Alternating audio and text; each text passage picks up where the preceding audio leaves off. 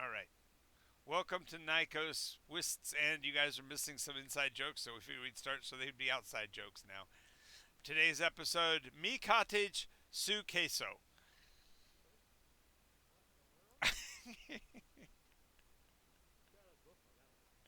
Well, you're in the cottage, right? In the woods?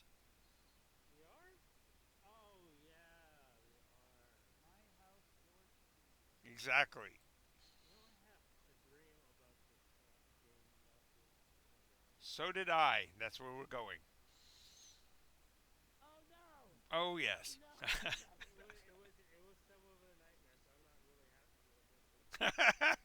Well, if it ends up being the same dream, then we really got troubles. So, all right. Before that, let's introduce ourselves to the audience. By the way, Tiara, you're now Tiara, so I see you've joined the modern Frenchizing of your name. Got a J in front of Tiara. You spelled everything else right, but I'm except that I think she's a squid sorcerer. Oh no, it's sold sorcerer. She's got it.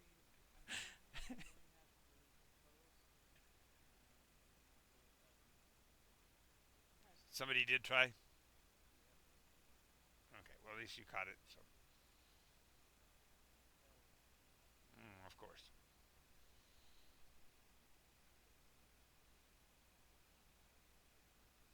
They're supposed to be trying to show up today too, so we'll see. They said they wanted to play in everything I'm doing again. So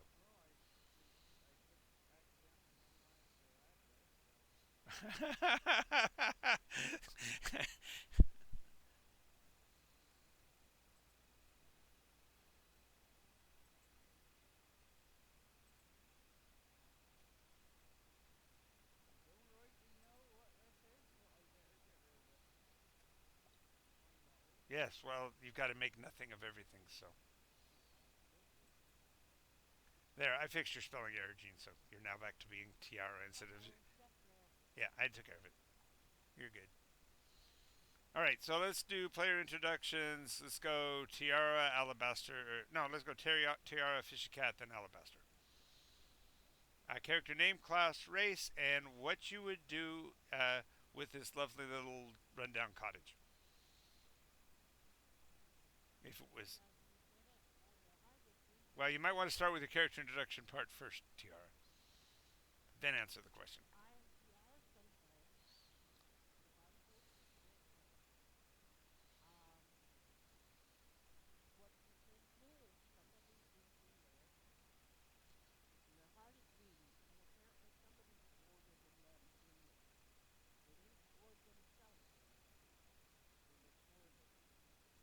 Dun dun dun. Because the shutters were closed on the outside,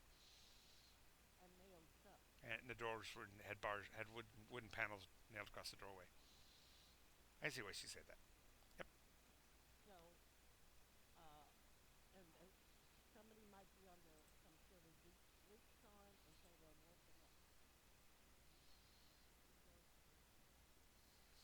Could be. That's why it's going thump thump thump thump. I guess nothing. Let nothing end you. Looks like we got Diana's with us too. Yay!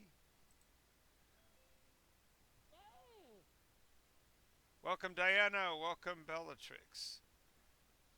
Hello, sorry. No I worries. got tired and I took a nap and then I'm like, oh no. It's okay. We had somebody napped entirely through a campaign the other day, so that's okay. It happens. It happens. Well, it was you once, and it was me once, and Gene never misses ever. But somebody else, who was the other person that completely slept through? Oh, Scott. Scott completely. Oh, and Steven. Yeah, because remember you posted to F me. It's Friday. Remember? Yeah. So yeah, you did sleep through, Steven. It was a Sunday game. Yeah. Well, now we're back to a Sunday game, and he's here. Yay! Uh, okay. Back introductions. Tiara, finish. What would you do with? Oh, you already said what you're gonna do. Fishy cat.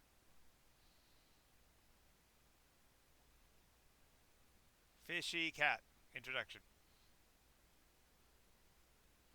He, thank you. There's nothing in. Apparently, there's nothing in front of you.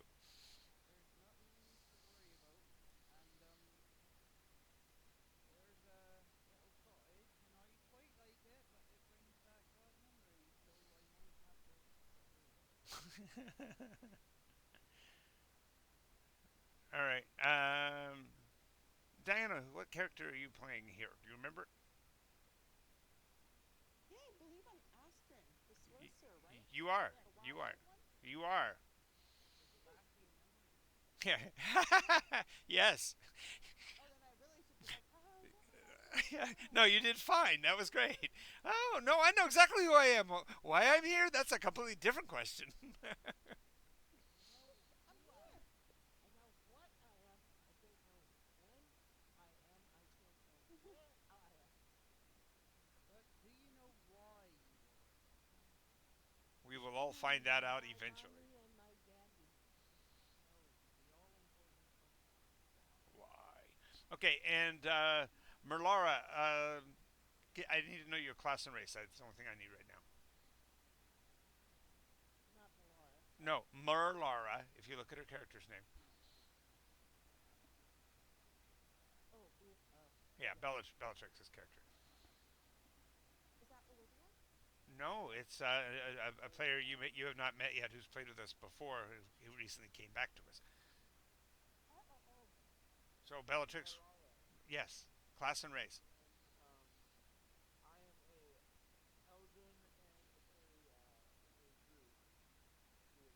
Ooh. Oh, good, good addition. Yet another priestly one. We only had three. We can't. I'll play Druid.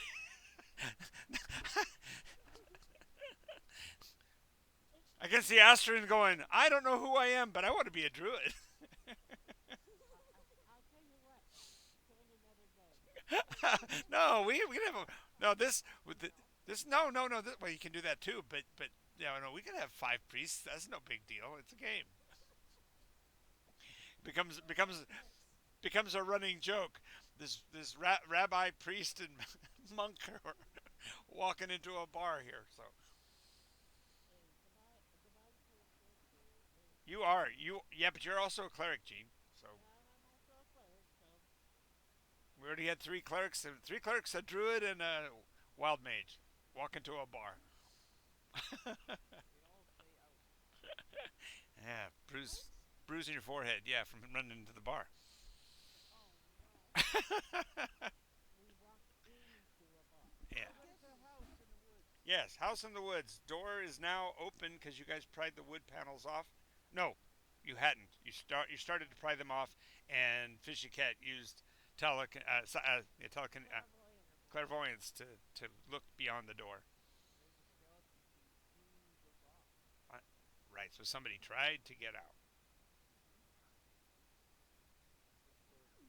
But if the doors are locked, close it up. Yes. I wish I was Christian. Oh my god! Wow. Somebody did a gotcha? Somebody got did a gotcha to her. A live gotcha. All right. Okay. To answer the question, yes, there is a slight gap under the door. The door does move a little bit with the breeze, indicating there's also a draft. Okay. Mm-hmm. Mm-hmm.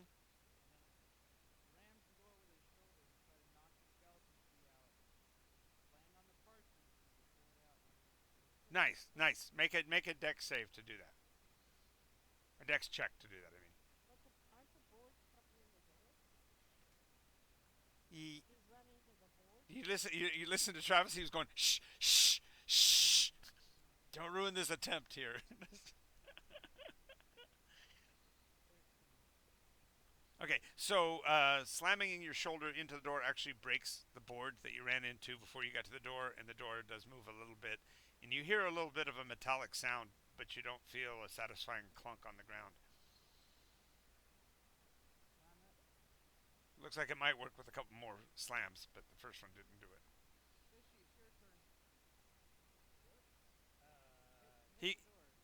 Travis is wanting to fish slap the door. So Fish slap the door. Alright. put your shoulder in it. Alright. Alright. So I'm gonna Dex roll. strength even? No, No, Dex. come up. Dex, because you're actually trying to finesse dropping a key in particular. Oh, okay. Punch the door, but okay. Oh, punch the door? Go ahead and punch the door. I need to go punch the I'll door. say roll to hit. 14 plus. Yeah. Okay. So you take 1 point of physical damage from punching a door. Yes. You don't hit it with enough force, uh, enough energy per square inch to knock the key loose. But you got the privilege of smacking the door with your fist. I did it. He says, smack it. Oi, that was very good. Okay. I guess I'll try it again. Why don't you try the door part and then stick in something in this side of the key lock to keep it? Okay. While you guys are discussing this, Merlara, you're walking through the forest as you do usually in this area, and you hear the sound of a commotion near the old house. You've never been in the house, you really don't care about it, but you've walked these woods for some time now and are surprised to hear so much noise near the old place. I got a 19. Okay. There's a satisfying clink as the slam of your shoulder knocks the key loose and it falls. Roll a four-sided for me. Sorry, Hi. I got scared. Hi. Somebody did attack you, Anya, didn't they? They did. I got super freaked out. Well, welcome. We're glad you're safe. They didn't carry you away. We were thinking it's maybe, I was thinking that I might have to make a phone call and say, I have certain skills, and if you have taken my friend Diana, I will What hunt if you I down. was? What if I was getting murdered, guys? I know. We're mortified now. If you've got friends that would break into your house, laugh like that, and then steal you, we got problems. I don't know if we can do That was anything. the scariest thing ever. They gotta know it. Should I go play? Tell them to sign in and play with us. Whoever it was that jumped No, in. No, no. She says no, absolutely not. no. Came in and did that. No way. Fair enough. Fair enough. Anyway, so you. Well, then I was asking Merlara, but she hasn't responded, so I will have to wait till Merlara comes back. Yeah, she muted herself and it doesn't do any good. I got a 2 on the first one. Okay. Yes. When you move the paper, it does feel a little heavier, but you can also hear a scraping sound, suggesting the key is actually on the stone floor as well. So you'd have to get really, really close up to it. Wait, wait, wait. No, no, no. I'm gonna do that little move where you kind of like Shove it backwards really fast. push it, like pull back, push forward real Right. fast. To get it up onto the paper. Yeah, Sure. yeah. Make a deck save here to make sure you hold on to the edge of the paper because you might shove too hard and shove the paper under the door, which would do you no good. I got a 2. Nice. So the paper goes slide. Um, Yes. Damn it. Yes, Diana. how come I don't see the map? Because Travis hasn't shared it yet, and we're Oh, okay. yeah, Sorry. and we're at this point we're just role playing a situation inside of a house, inside of the forest on the map, and so looking at the map really wouldn't help. All you'd be seeing is the map. So, I'll put up the map. will you put up the map? Good thing I set it up so you could share this time, because that would be horrible if I'd Does anybody forgotten. want a stray dog? This dog right here? Dog? Oh my Does anybody want a stray dog? goodness. It's a big I puppy. would, but I can't. Have one. It was a Halloween dog. We found on Halloween. Mm. Oh, she's a cutie. Well, you could have her. Yeah, Also, but where do you the live? price of free. Silver. Oh, you're not far away. But I can't. I have two cats. You you have two cats and a Scot, so I don't think you need any other pets. Boom, boom. And anybody want this free dog? He looks like a lab pit, maybe? I'll watch the stream. since we are international on the TV show, we might end up with somebody asking, but that leads to another joke we started I'm sure earlier. you want it. He would love it and pet it and pat it and call it Its George. own place, yes, it would be fascinating. Yeah, but hey, Look, maybe if you I convince your brother like you talked about. Yeah. Oh, not gonna. Not. All right. So no, we can't help you with getting finding a home for your spooky dog. But bummer. Spooky dog. there's the map.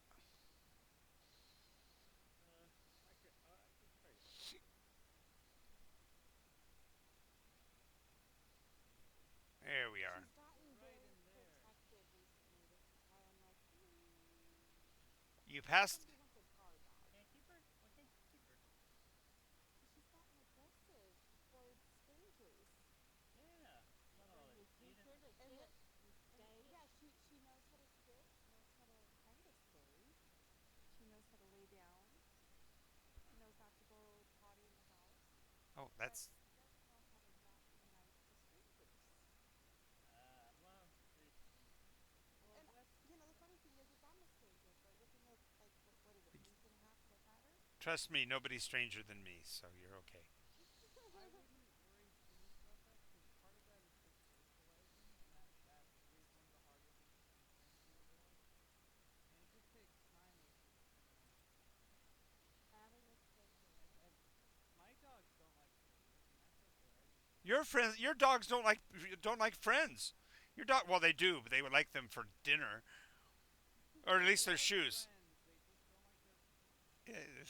Well, they want no. They. I think she loves the feet. I think she wants them for her very own. I think it's the problem.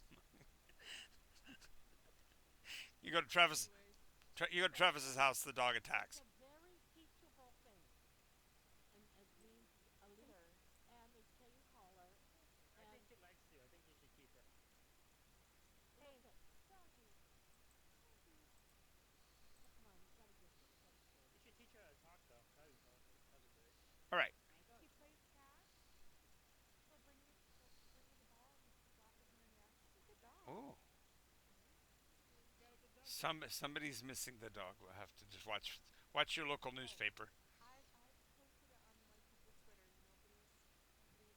Nobody's Okay. claimed her yet. Okay. Anyway, we're at the tiny house. There's a sound of a heartbeat upstairs, and a light coming through the archway beyond his ability to travel inside of the room, suggesting there's additional rooms beyond. Okay. I have a small question. This might be somewhat awkward. I don't have a crowbar, but I have a gun. What Mm-hmm. are you gonna do with the doggy? Cat, can you just use your axe? Are we where the tents are? Or are we in the bushes? No, we're in the tree. We're in the forest. At the front door. Well, yeah, but mechanically, she's looking at the picture. See the little greenhouse? Yeah. Oh, okay, okay, There's a okay. big Yeah. forest. We're right down here by the mysterious houses. Oh, No, it shouldn't be in the middle because you just entered the forest when you found the house. Because you passed by the golden fir tree that was shedding needles in a weird way. And when you passed by it, it, it Austin goes and knocks on the door. okay. Well, they've been slamming their shoulder into it for a few times, so the knock seems rather, pardon the pun, innocuous. It's boarded up, and it sounds like there's someone asleep most probably, but it's been boarded up for who knows how long. So they might do Pick some. the lock? Well, that's exactly what's going on. Is he's pulled the key, Oh. got the key onto the paper, so now with the deck save, pull the paper out from underneath the door. No, remember I got it too. It's just there's monsters inside. Oh, that's right. You pushed hard. The good news is that the key is on the paper. The bad news is the paper's inside the door. Wait a minute. My hand is probably smaller than his. I'm fine with I'll give you a chance. Go ahead and make a DC 19 check, Dex, to grab it. Okay. It is difficult to stick your fingers under. You ever tried to stick your fingers under a door and grab a piece of paper on the other side? I've done it, but it's a pain in the butt. And I don't think my Dex is good enough to figure that out with any dexterity. Fishy, can you just start down with your axe? you could. She's gonna pry the boards off. That's exactly what I'm going to do. I slip the blade of the shovel behind and pull down on the handle. Just I move make out of the way because the kitchen breaks. Yeah. the Well, window. fortunately, it was Can't you just go for a window? the windows are Can't shuttered. afford it. Well, you could go for you could go over and try to open one of the shutters. It's dangerous. I wouldn't. Okay, keep going. Now, okay, if you want to, you pull down the shovel or Oh god, that's funny. That is your true shovel. It is that. But she goes over and she's successfully prized the first board off. It breaks into pieces, indicating that it's really old. By that time, Diana's gotten to the door, and you see that the shutters are held closed by a little piece of what looks rawhide. oh right, let's pick up the rawhide then. Okay. So you unwind the uh, Yep. piece of rawhide about the same time that Tiara has pulled down the second of the boards. There's only one major one remaining, Gene, so you'll have to do that. As you pull that rawhide around, uh, there are markings on it. It's not uniform in any stretch. It looks like uh, there are rhythmic markings. Like every so often, there's a mark, and each one of them is slightly different and broader or narrower than the one before it. Is this a legacy piece of the house? Well, you can bring it over if you want. Yeah. So you unwind it, and it is surprisingly long. It looks like they took almost 2 feet of leather rawhide to close that window. These sorcerer wild swords that elves would have? Odd. My bet's on not, but it's not. Using my arcana. Yes, I kind of checked. The only thing about it is that it appears that the piece was cut out of a that it's really odd. The rawhide looks like it was cut in a spiral pattern out of something that was cylindrical in shape, about Hmm. about 2.5 inches in diameter. Aren't all cylindrical in shape? These are hollow. To me, those are Arm? scabbard. Arm? Yes, an arm, Arm? or at least an appendage. I should say it that way. So it could be somebody's very small leg. No, I have no information. Or is this calcula? Yeah, I didn't make it. I didn't make notes. Okay, so yeah, you weren't able to get the piece of paper. Well, that was so you. I was That was really funny. You pulled all the boards off just and then reached down under the door and tried to get it. So yeah, no. So um. she wanted to do both. Oh, that's why I kept starting with the shovel because I figured I'd make it. How about you can just take out a door hammer and smack downward on the last board?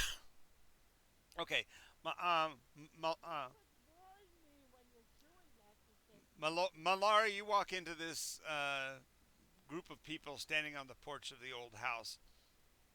One of them has a length of what looks like rawhide cord in her hand, and she's looping it back on itself, studying it.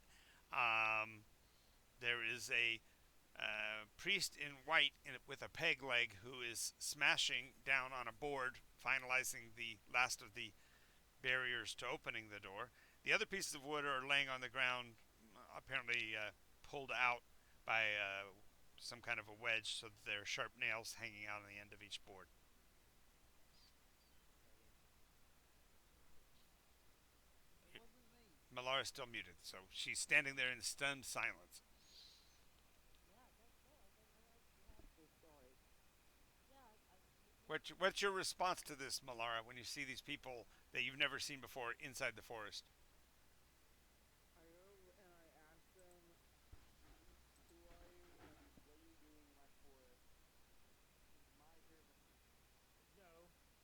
This is silly. Actually, we are the rightful rulers of this territory. We just are crowning. Well, we're happy to let you let Yeah, us have you. three of them do have crowns on their heads. They do have crowns on their heads.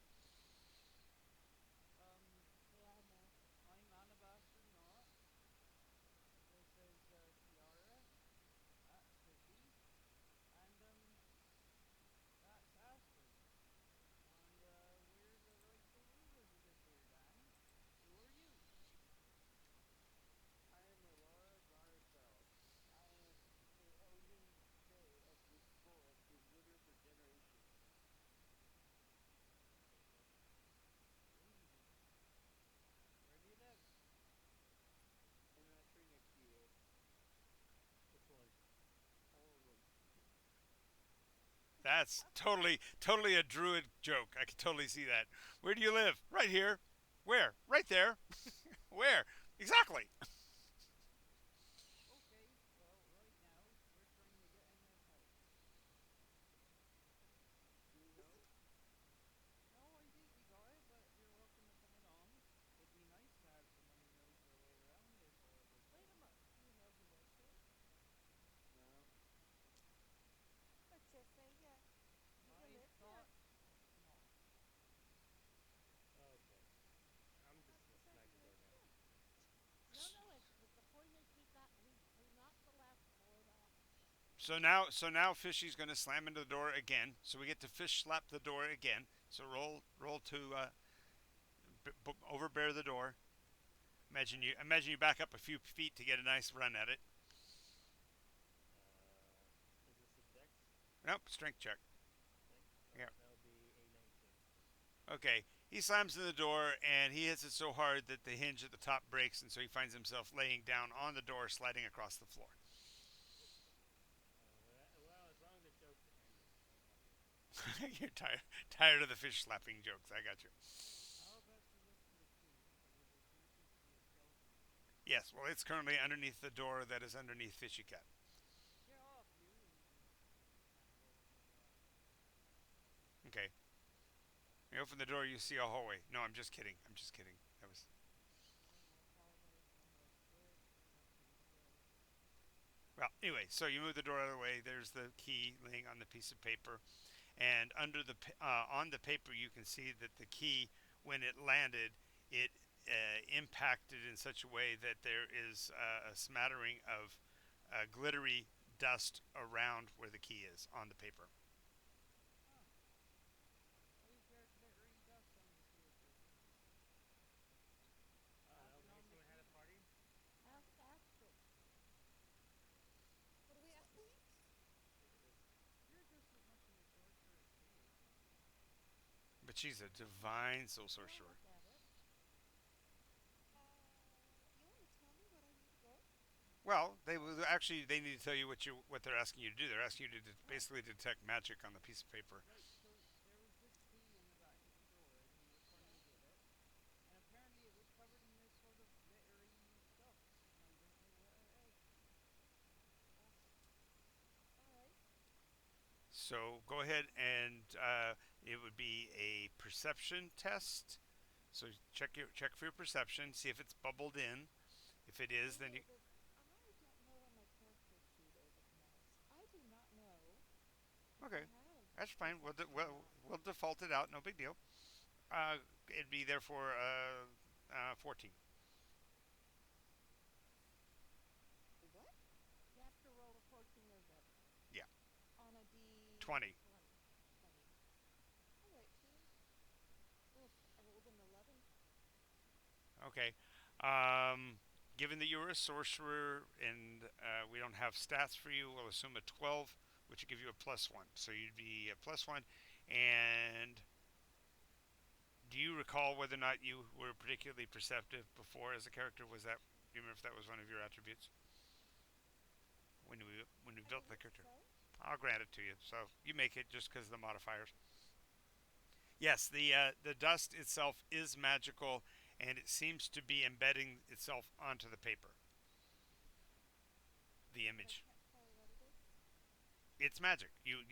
All you have is you're sensing the magic of the nature of it. So Mm, that's all you were actually doing is determining whether or not it was magic or just regular, particularly glittery dust. I gotcha. So yes, you could So detect that it was magic. it's embedding itself on the paper, you say? It looks like it. Hmm. Well, I better hold on to the paper then and maybe get it.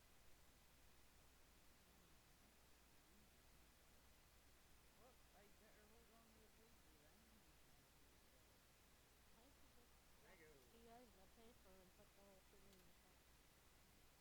I'm gonna Well, go I like. don't want to knock the dust off the paper if it's soaking in the key. Well, I was gonna say hold it up from the top, buddy. Okay, so here on this here empty white paper that I see. Sure, sure.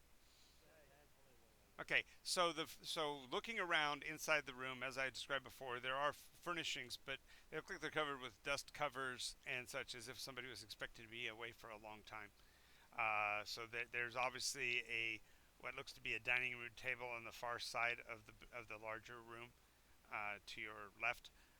There is the staircase up and to the right, and then the archway that apparently must go towards what must be the kitchen or other service kind of rooms, because beside that doorway is a wheeled cart. It's also covered with a dust cover, but you can see the metal wheels underneath it.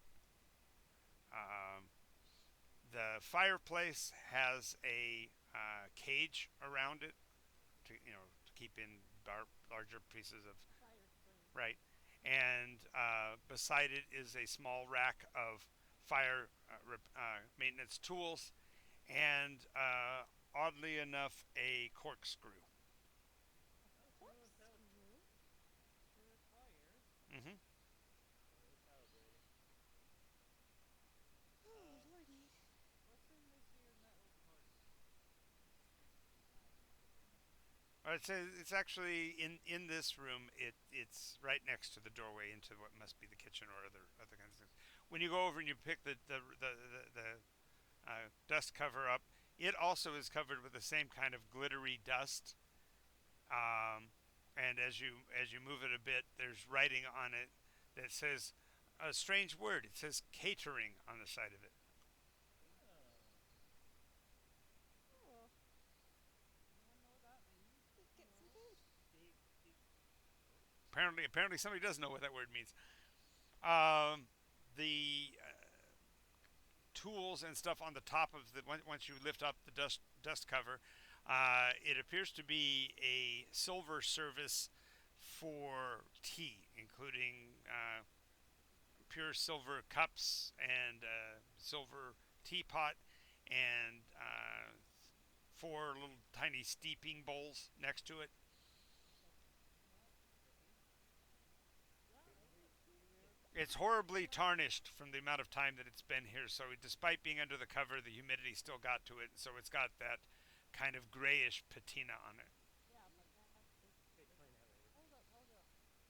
This is strange. Why would they have a Silver. whole set of silver tea outfits here and then everything else is covered with dust covers like they were going to be away for a Well, while? even the catering cart was covered with dust cover. Exactly. You think with this nice silver, they'd put it away in some sort of cabinet, right? Unless it was so ratty with the cart already, then why the dust covers if it was that way? Especially embroidered one. I mean, especially embossed ones that have names on them. What's the Yes. name on it? It just says catering. Oh, Yeah. Can I go check out the kitchen? I'd like to go upstairs. There's a heartbeat up Okay, there. stop everybody. I need to know what each person's doing. Fishy Cat's headed down the hallway towards the kitchen. Yes. Tiara is going up the stairs. What is Alabaster doing as he sees them going splitting in different directions? I don't know if splitting up's the right thing to do, but I suppose we could look into the heartbeat. I was hoping to find out more clues about who or what the person was in case waking them up might be a terrible idea. Well, that's why I was going to the kitchen. So we don't want to wait to really worry about. Malara, you followed them in. They seem to be rather methodical about their approach to this, but you've never been inside of such a structure, and although it's old, for you it doesn't seem to be.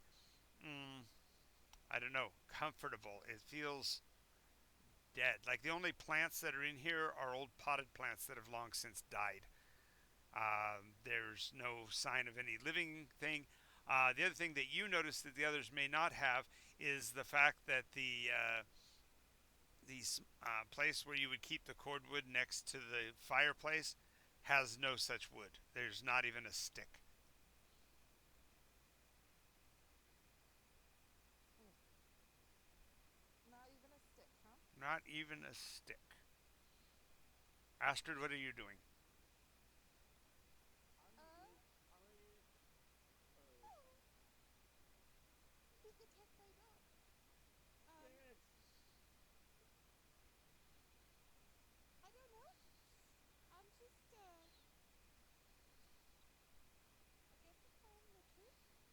Well, they're splitting up.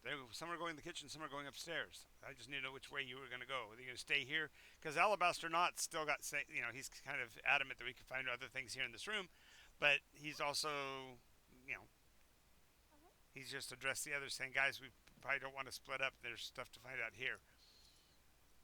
My earbuds out. Yes. Sorry, the dog put my earbuds out. Mm-hmm. Seems like a good dog.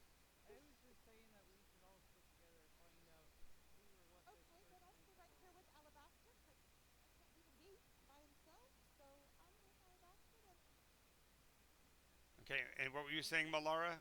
because is there poison or disease on those two that drink so that they're not like poisonous or I feel like So, the so, poison that you swallowed did not because the labels were say like will not some problems and cause your death.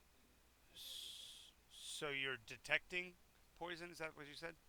Yeah, we might label it poison still Okay, on it. good, That's just good. Uh, mm, there doesn't appear to be, although there is a potential for poison just simply because the cups are still patinaed. They still have that uh, I have a question. silver oxide on them. I Yes. have an answer.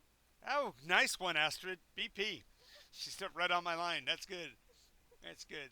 If does detect poison or disease have like a radius, or is it It's target? it's target. Too bad it doesn't have a radius.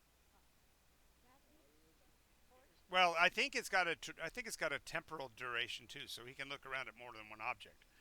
So he was they were focused specifically on the T set. But if you want to draw their attention to something else, they could look at Can I something look else. in the kitchen real quick while you're doing that? yeah. Okay, so Are there therefore, any poisons in Sorry there? about that. I was My mom called me. no worries. following you so you wouldn't be alone. So what's happening? Astrid is going to be coming with you into the kitchen because she is I'm sorry, not Astrid. Malara is coming with you because she just activated a detect poison spell, and so she has a few seconds to look at other things than just the silver set. So she'd be going with you into the Okay. kitchen. Um, right now, Tiara is the only one going upstairs. Does somebody want to go with Tiara? Alrighty, I'll go with What if he wants to go with Tiara Alabaster? since Alabaster left me. No, no, no. Alabaster hasn't left you. Alabaster's still there in the main room. He's just saying that if Oh, they're going to go in the kitchen, that Malara should go with oh, Fishy Cat, okay. so they're not alone. I gotcha. That I just don't think anybody should be alone. it's that I They should always agree. have another person with them. it's that Buddy system. buddy system. Tiara, nonetheless, you could climb the stairs if you want, because you would still be in sight of the people in the main room, because that staircase is open all the way up. Okay. Be careful. I'm not gonna do anything. I'm just taking a look. Okay. Use your snake skills. What? He's yelling stealth, yelling stealth, as he's going into the kitchen, going in completely opposite direction. All right. So, He's gonna answer the happening phone. so What's the happening? So we'll do them in this order. I'm going to deal with the ones that are inside the main room first because they're the closest. Then I'll do Tiara on the staircase. Then we'll do the guys that were in the kitchen. So Alabaster, you and Astrid can look around here some more. What else would you like to explore or look into? Is there another room? There are two other. Well, one of them's a door. It's smallish. It's actually shorter than the main door that came into the house, and also narrower. It's looks like it's a reddish wood, and although it has dust on its I don't know what you call them. Those the facing blocks of the door. There are three. Lintel. That, well, no, inside on the door itself, there's filigree work and there's dust on the filigree work, but it almost looks like a closet or something like that. That's to the left corner on the same wall as the fireplace, and on the other side of the fireplace, but going into the wall the same direction as the main archway that goes into the kitchen is a second doorway. And that one, the door is standing open, and the door is hanging on its hinge like it's already broken, like time itself has had its toll since the door was left open, and therefore it's now hanging somewhat on a broken hinge. Alistair will, he has the skeleton key, and he'll try the closet door. If it's locked, then he'll try to turn it. Okay, yeah, it does appear to be locked. Skeleton key slides in with a satisfying click, Great. and as you turn the as you, as you turn the key, um, there's a ringing sound like a finger across crystal as the key turns. Ringing sound. Hmm. It stops when the key makes the final quarter turn to open, and you hear um, the click of the lock indicating that it is unlocked, but you also hear a small shattering sound like glass broke Glass. Oh no. Where is the sound of the glass breaking coming from? from the locking mechanism itself. Oh, isn't that some kind of emerging spell? Alarm? Uh-ohs. How about just an open door? Okay. Sorry? When it, as yes, I don't know if we should. And about that time, the door comes open, and you are suddenly embroiled in a complete swarm of tiny moth-like creatures. Uh, Oh no. and dust is flying all around them as they come pouring out of the doorway. And basically, they are completely surrounding Alabaster. Go ahead and make a Constitution save to get your mouth closed before the dust gets into you, because it's one of those. You're surprised, so you want to take in a breath, but you realize, oh, this is a lot of really creepy Is that dust. 220? Yep, you and yeah, Astrid and I got a Alabaster. 15. Okay, so you guys both successfully close your mouths, but the moths fly around you. Now you can feel them buff at you when they bump into you, but it's literally like a moth. There's no significant. You can feel it when they hit your flesh, but when they bounce into your clothing, you don't even feel it. There must be a couple hundred of these little things. Oh no. Can I light them on fire then? With my firebolt. You're gonna try to firebolt the moths. No? Is that not good? Well, using firebolt on a moth is overkill. That's like turning a blowtorch on. It's like taking a can of aerosol and a lighter to kill a moth. How does it kill them? Well, there's It a. is a cantrip, so you can use it as many times as you want. Yeah, but you might hit the rest of the house because it's kind of old and dry. And that is a Oh. fire-based spell. It actually does cause flames. So Oh, okay. All right. All right. Well, I just asked. If you have a cantrip, just let me know. that was a cantrip she was talking about using. Yeah. Yeah. That's Okay. that's the that's the downside of the upside of fifth edition is that they gave cantrips teeth, so they're no longer the insignificant Yeah, nonsense magic. cause bleed. Kind of like Yeah, oh, there. let's not go in the microcosm of it. Okay, so you guys are covered with moths. Your reaction to that, of course, Tiara can see from her vantage point on the staircase that they are basically embroiled in a cloud of very dusty moths. Ooh, embroiled in moths. That's more Ha! impressive. Are they eating your clothes? You guys gotta like. You should walk outside slowly and then move your body around so you can get them to drop. No, I think they're all over me. Okay, so both of you, what is your passive perception, guys? My passive perception. That is your perception stat if you have one, Can and we your go dex look in modifier. them again, like on our turns, but not today? Yeah. Yeah, If we do you, I can help you Yeah. redo it. yeah, we'll get you rebuilt. It was 15. 15. Okay, so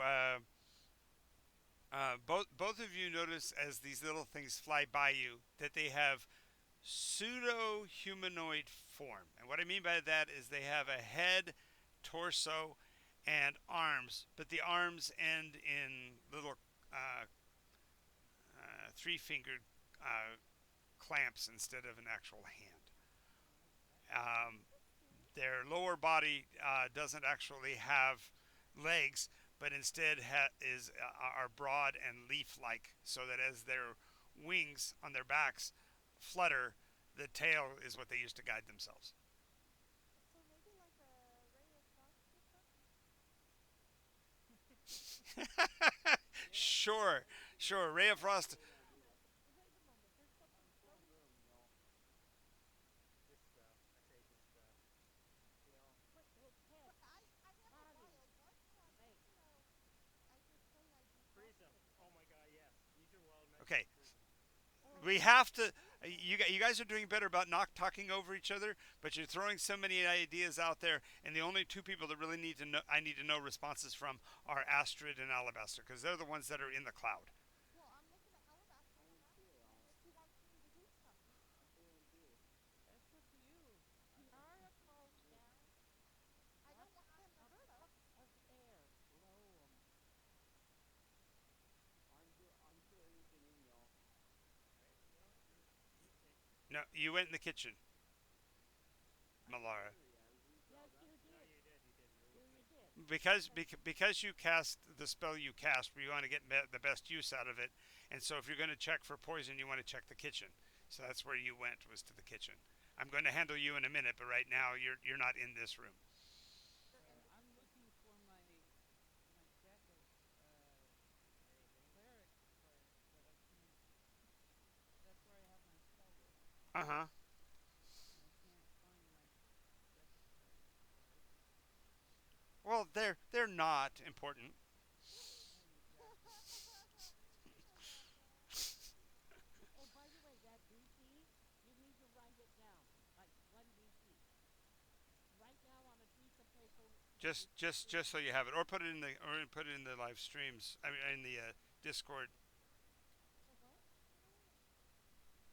it's called a DC, and it's kind of like it's a extra point that you can use for things that would be very important. Like a name She just tag. wants you to not lose it. That's all she's wanting to make sure you don't forget it. Well, I don't record it. Oh, It's not like our inspiration maybe. It's not exactly like inspiration. It's It's exactly like inspiration, except it doesn't have a like. and it's better. it's exactly like inspiration, except for it's the totally opposite of inspiration. No, it's exactly like inspiration, only better because it can do inspiration, but it can also cause me to re-roll. It can do a lot of other things. So anyway, so Alabaster's frantically trying to remember his prayers. He's got his head bowed as he's trying to concentrate on what he's going to do. The moths, after a few seconds, they'll actually drift away, but you'll notice that as they drift away, they leave you coated in the same kind of dust. I got one. Okay. He's now floating.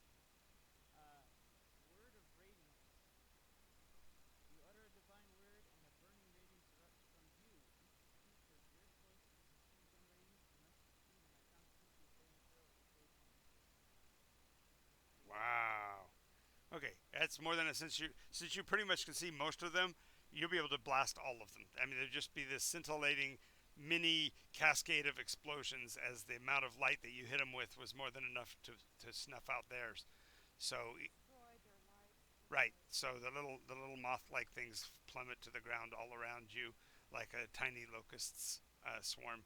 So there's little tiny carcasses, almost 200 of them, laying around on the ground all around you. A few of them who were perhaps on the oblique edge of that only took part of the damage, and you see them feebly crawling on the ground, their wings singed and burned. Ugh, horrifying. Horrifying if you Yes, it was. don't know what they were. Well, we watched them die, Well, there's like a million of them. and they And attacked us. wait a moment. No, they just rolled around the first living thing they see for God knows how long. Well, Either way, Okay, moving on to the kitchen. While you guys are having that discussion, let's move on to the go into the kitchen area. The hallway only goes about 15 feet. There is a door on the right as you came down the hallway, but the main light coming into this area is indeed coming from A brightly lit, albeit dust covered kitchen. On the back, it looks like somebody had tried to break in because the wooden panels that covered the windows, one of the pairs of shutters, they don't look like they were just open. It looks like somebody ripped the entire shutter off the outside of the house. But they didn't break the glass, and the glass itself shows pocks and bubbles, indicating that it was crudely made. And so there's little bubbles within the glass and pock marks of impurities that are blocking some of the light. Uh, the kitchen, there's a large, looks like a wood burning or coal burning stove. The front of it is blackened. The top of it has a grill, and there are three fundamentally misshapen hockey pucks that must have been something cooking on the top of it when it stopped being used. Um, there's also a large box on the uh, right side of the room with horrible water damage to the floor in front of it. The ground there, it looks like regular rot and dry rot has between them alternatively have basically crumbled the wood to pieces around the front of that large box.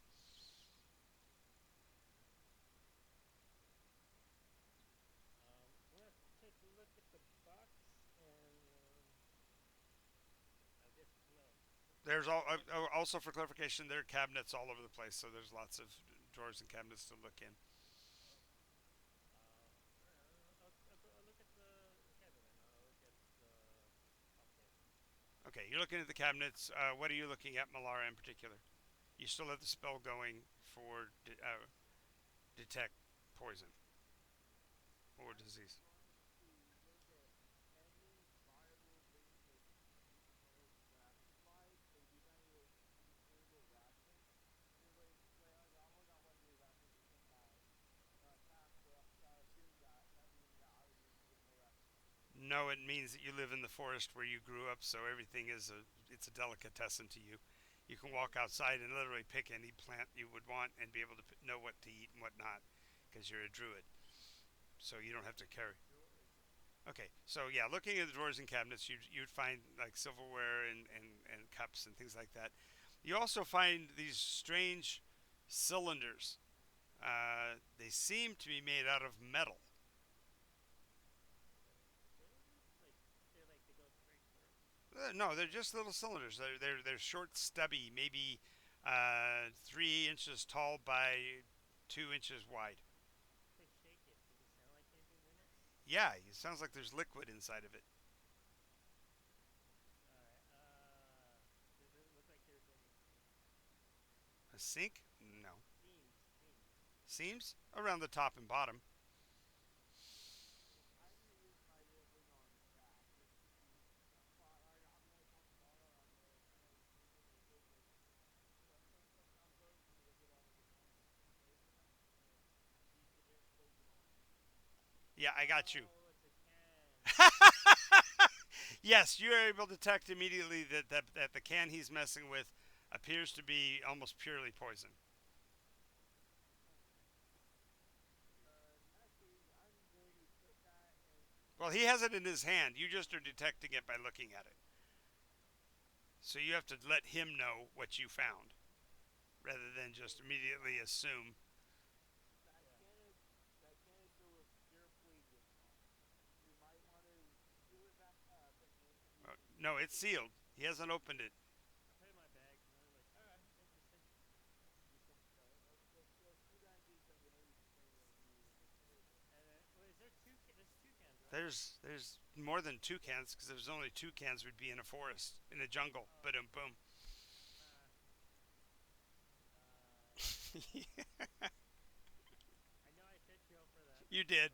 You did. You did. You didn't disappoint by actually saying two cans. That was very good. Thank you. Well, at least we get BP. Oh no, no, no, no, no. When I say it and it's funny, it doesn't get a BP. Sorry. He says that we all lose a BP. That's why I said I wanted one just in case because it also our point. Alright,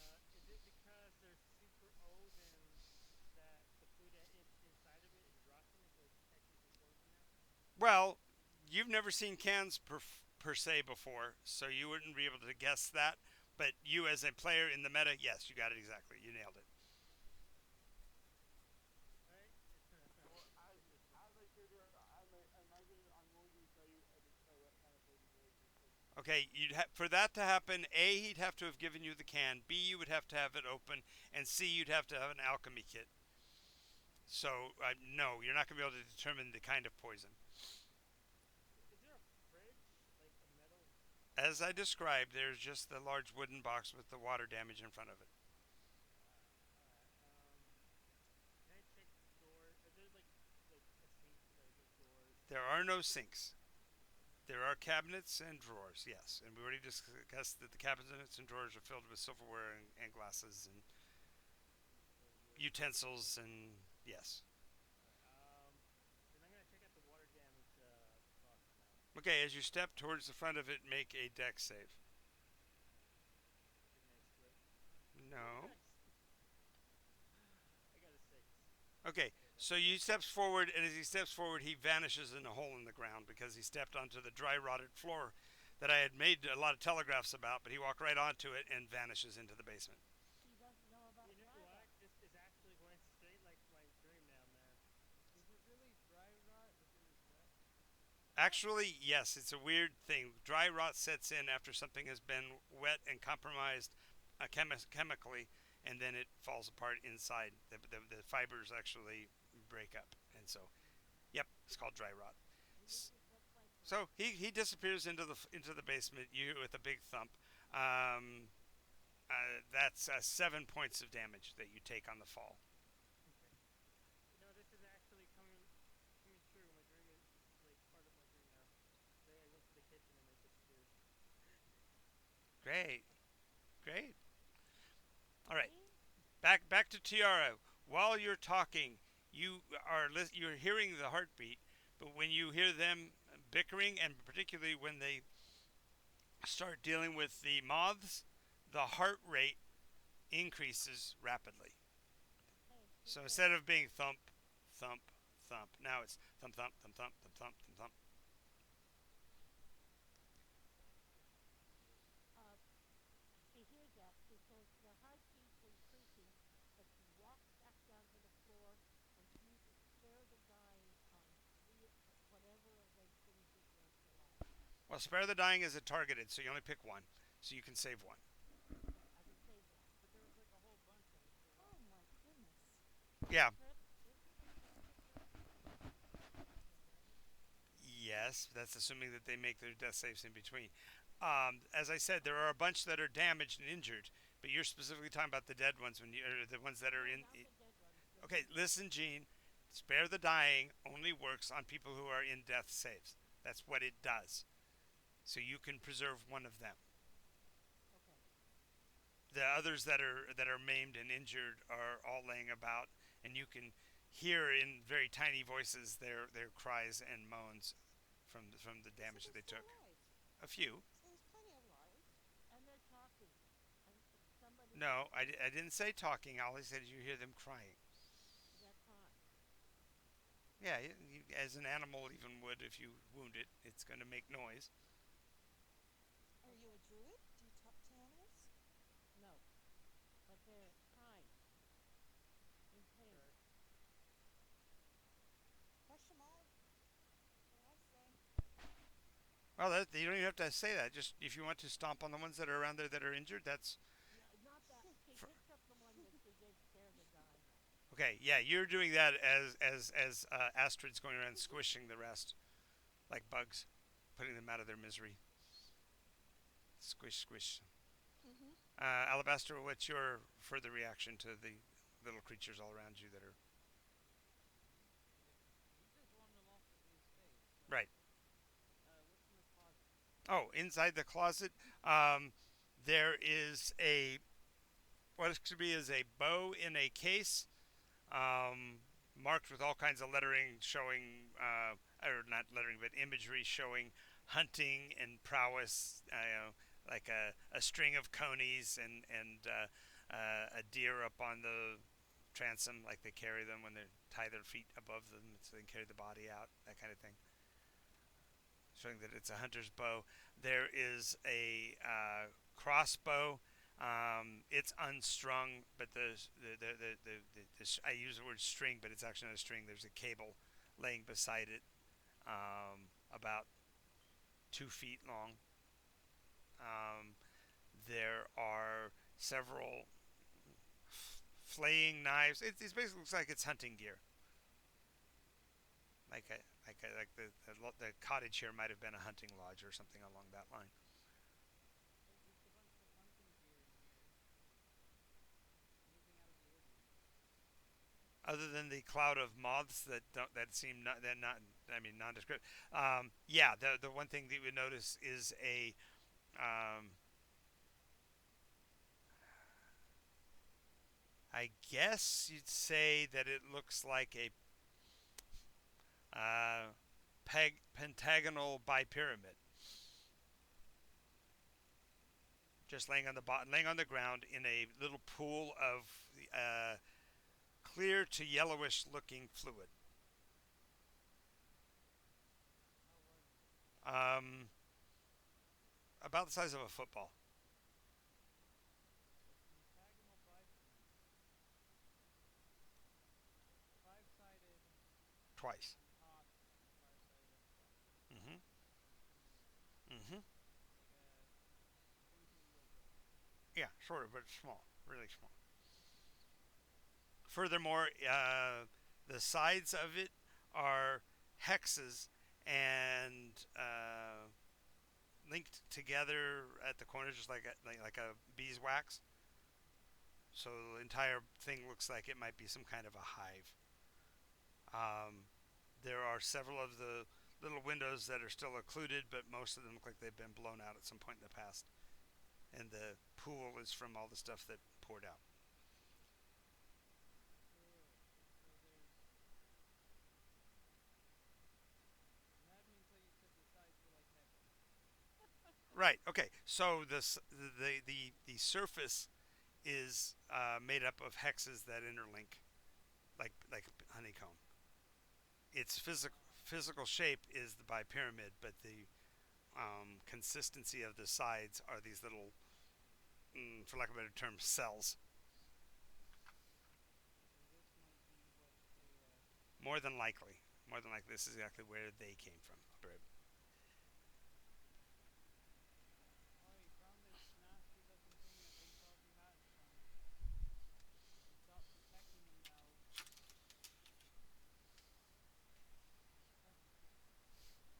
Well, you can see that several of the little windows in the surface are still occupied, and what came out, what you dealt with, was probably about 50% of the total number of cells that were blown open.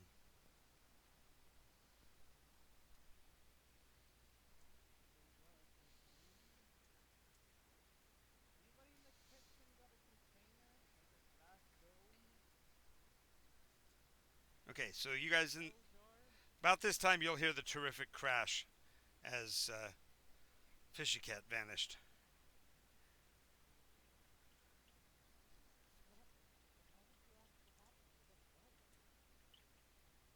Why did you ask what happened? You didn't know what happened. Fishy cat, are you okay? You can communicate up to 50 miles away compared to cat. Right. Roll a six-sided for me, Steven. I'm gonna see whether or not the crown fell off when you fell.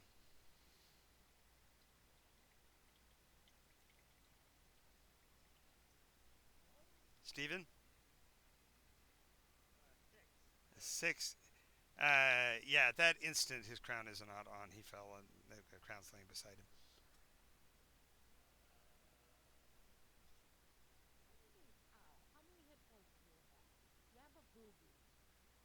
Still hurt to fall down a flight of stairs, fall down into the darkness. It wasn't well then, though. Yeah, it was kind of sharp and bony. Uh, if it's a monster, hope it killed it when it fell. Oh, ha ha! That you only got to do that once. I'm not doing that again. No, no, no. But more importantly, when your eyes start to acclimate around you, you are literally laying in a bone pile. It looks like maybe 30 people. Oh, wow. Do I see my crown by chance? Yeah, you can see it right beside you, so you pull it back to your head about the time you hear him asking, "Are you okay?" And I put down like, ah! Nice. He screams into the helmet. Great. That doesn't help anybody, That Dougie. that's nice and terrifying when the one. You need to say what you see. Bones. Even bones everywhere. Like 30 about them. 30 enough, more anymore. I look around, see if there's any eyes looking at me. No, but it looks like the bodies died in distress trying to get out. Their arms are all facing in the same direction, and there are claw marks on the back of the door at the top of the stairs. I'm gonna turn on, babe, can you burst up this flame? Like, yeah. I use the flames to, like, look around. Keep moving more. This is terrifying.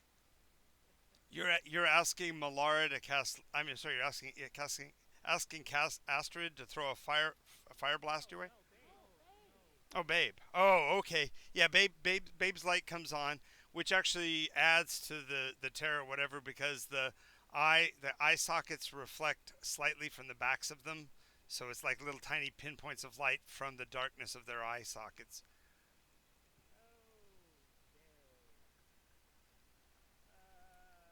Okay. You can see your way to climb the stairs, literally picking your way between the bones. Um, If I move the, are they like, are these bodies like clothes or? yeah. Well, if so, it's really, really old and decayed. The style of the clothing is very simple, basically a tunic and sash. Hmm. We're talking about Is there clothes. any? If I move the bodies over, like, does anything fall out or Um, anything fall on actually, the ground? actually, as you move them, Bodies occasional themselves. as you move them around, you will hear skittering sounds and see what looks to be various creepy underground insects and such skitter back into the That's darkness. some mighty silver-edged coppery.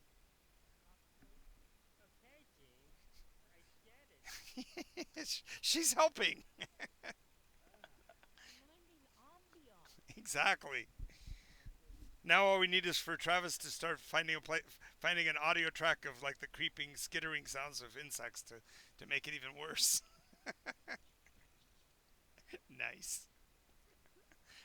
All right. So I'm gonna. Astrid, you look down. You can see Fishy Cat with his helmet back, his crown back on, moving towards the west, towards the actually passing under the kitchen itself. And you realize that there is a door on the other end of the kitchen that might be leading to the basement.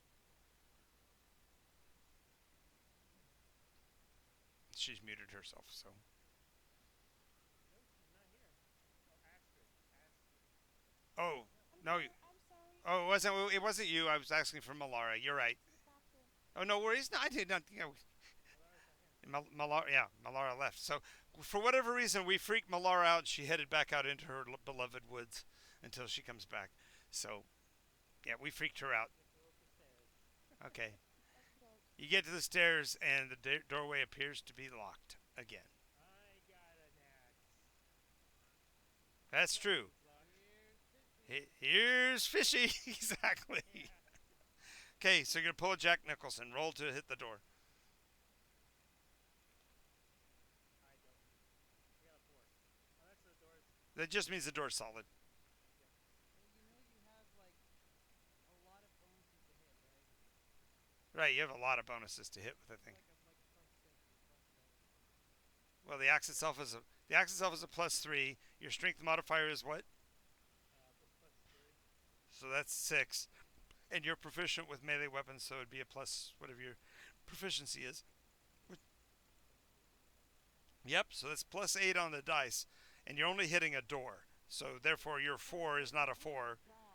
Yeah, yeah. No, Well, it could, but that wouldn't be in this adventure. That'd be another kind of a door that could dodge. shouldn't be able to miss. Exactly. So the 4 becomes a 12. So yes, you hit the door solidly enough and put a big divot in it with your axe. Um, so the people on the other side will hear the splintering of the wood. so you guys can hear that from your where you are in the. Ah, what's that? Is that you busy? It's Johnny. Sorry, Nice. because everyone else got to say it. Yep. Roll to hit. Second time. I got an 8 this time, so it's 8 plus 8 is 16. 16. Okay, that's a satisfying hit. Roll damage.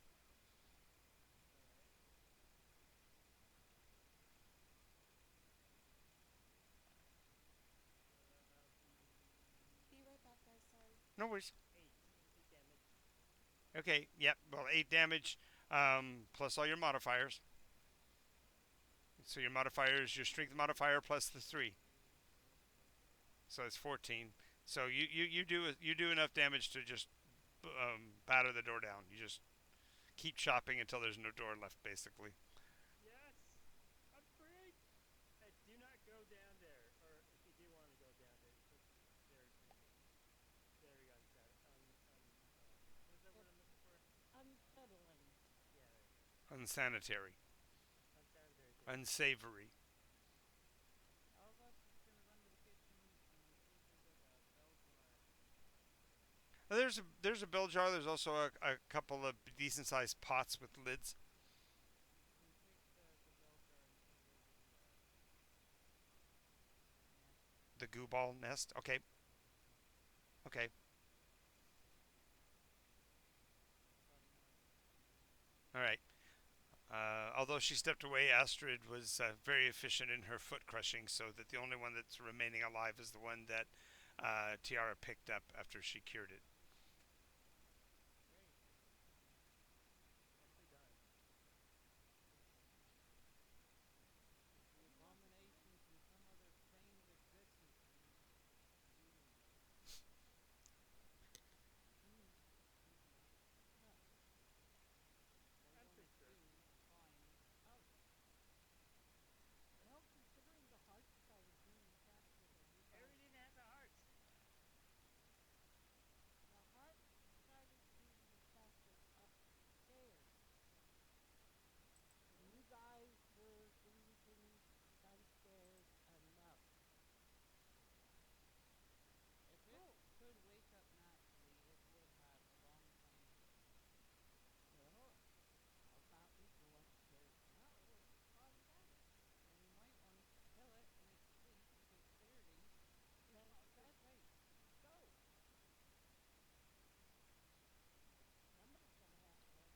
those pieces of rock down there, or we're down there all dead. Well, what are you going to do with the things in your hand? Okay, It might bite you and burrow into your system, take over your brain. okay. She goes, takes it, lifts up the edge of the bell jar, and puts it in under the bell jar. Okay. When you do so, it shifts its position since it was unconscious or whatever. Seems to rouse a little bit. Blinks its eyes. Looks around. Crawls towards the pool of goo and basically bathes in it. Rolls her body in it. The form does have a slight feminine appearance, and its leaf tail has a swallow split at the end of it. Um, and when as it bathes in the stuff, it seems to gain a little bit more. It's like it recovers, yeah. And when it does, it crawls towards the block that you guys are considering to be the hive, and climbs into one of the little nest things and crawls inside of it. Okay. Then is safe in there and apparently feels comfortable enough to Fine. live up to him, as she said. Now, are we ready? Almost. Let's see what's in that other ground floor room you want to go up. Okay, so you go in that the other ground room doorway that's hanging off the hinges. There are 3 rooms down the hallway. One directly across from where you entered, and the other two are down the hallway at the end. There is a frame that looks like a window frame, but no hole. So it's like they built a frame as if to look through a window, but there is no window. It's yeah, just the wall of the room itself. It's like they built the frame so that it would appear to be a window when it's not. But there's no image painted into it. It's not like they were making a faux window or anything. It's just a frame. Oh, yeah, but Maybe they're used to the effects of it. As you get a little bit closer, you can see the dust outline that there was indeed something hanging here, but it looks like it was a rather heavy looking shelf. The hinge the metal frames are actually laying on the ground beneath it, and the wood that must have been there is long since gone. okay. There's little snippets and pieces of what was a wood shelf on the ground, but there are now you're between the door to the left, door to the right, and then of course there's the other door down the hallway that you passed by. Okay. Let's check all the rooms. Which one first? First one we come to. Well, Right? you passed by the first one you came to, so you're down between the other two. So literally, you could pick any door. I just need to know whether it's the door on the left, the door on the right, or the one that's on the same wall as the right door, but back by where you entered. So we're gonna pick the left door where we're at. Okay. Um, the door mechanism does indeed have a lock, but just turning the handle, you can hear the click of of the mechanism, so it's unlocked. You push the door open, and it looks like there are sleeping arrangements for what would have been four people. It's two uh, bunk beds, so the room's pretty full of furniture. It's close. It's not. It's it wouldn't give the kind of privacy distance that most of us would afford. There are two chests, one at each foot of um, the beds, and the chests are made so that the bottom one has an opening that is perpendicular on the front, and then the upper one has a lid on the top. So each chest can be accessed by a door of about the same size, but it's like one is sideways and one is straight up and down. Okay. So I go over to the left hand side of the trunk. And Okay, so there's the two. left. There's two of these trunks. So you're taking the left pair. Yes.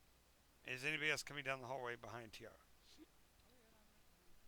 Okay, so I think we're all staying together now. okay. Where in particular did you? What in particular would you want to investigate, Alabaster? Um,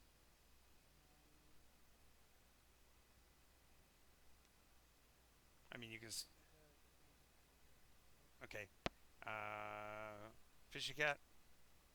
You could investigate the beds themselves. There is what looks to be a small, like half closet. There's a door, but it's mounted fairly high up on the wall, which seems kind of odd, but it's a standard door. It has a little tiny lock, way too small for the skeleton key to work on. Ah, But again. okay, and then Astrid, what in particular did you want to? Oh, she's not here yet. She's still gone. Okay, Okay, so six okay, you're gonna with my axe. gonna smack it with the butt of the axe. Got it. Not you break the lock off easy enough. All right, so you're breaking off the lock. Um, you open the top door or the front door on the chest, Gene? Top First, door. the top door. Okay, when you open it, it's kind of odd. There's a it looks like a full set of almost like adventurer's gear. There's little hooks and crampons for climbing. Um, a bundle of very old and considerably decayed rope. It looks like something got into the drawer and messed with part of it, so the little tiny backpack has been looks like it's been rifled, and there's debris indicating that whatever foodstuffs were inside have been long since devoured by something that got into the drawer. but the whole of the equipment is sized for a halfling. Um, come back to you on that in a second. Travis, are you opening the front door or the side door on your chest? I mean, the top door or the side door. Yeah. So, okay. So when you open it, um, it's crammed at first. It looks like it's just crammed with cloth, but when you pull the cloth back, you realize that it's looks like a woman's dancing gown, a really fine pair of shoes, um, a wooden twig about 19 inches long, and a hairbrush. But the gown basically took up most of the space in there.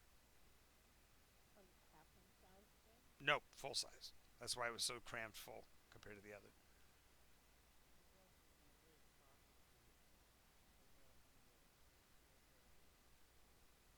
Okay. The twig, when you pull it out, oddly feels comfortable in your hand, like the end of it is burnished and polished, so it looks like it was literally used as a handle for whatever this twig is. Yes, it's exactly like a wand. About this time, the lock's going to break, and Fishy Cat's going to be able to get into that side door. So you pull when you pull the door open, you hear, yes, yeah, you whack the crap out of it to knock the lock off, and then stealthily open the door. As you do, you hear uh, the "Step into the Light" song from the Munchkins.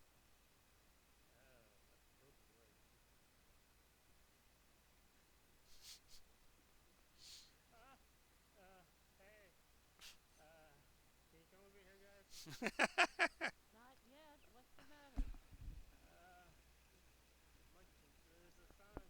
They're just music. It just sounds like a choral group singing a cappella. A very joyous and welcoming song.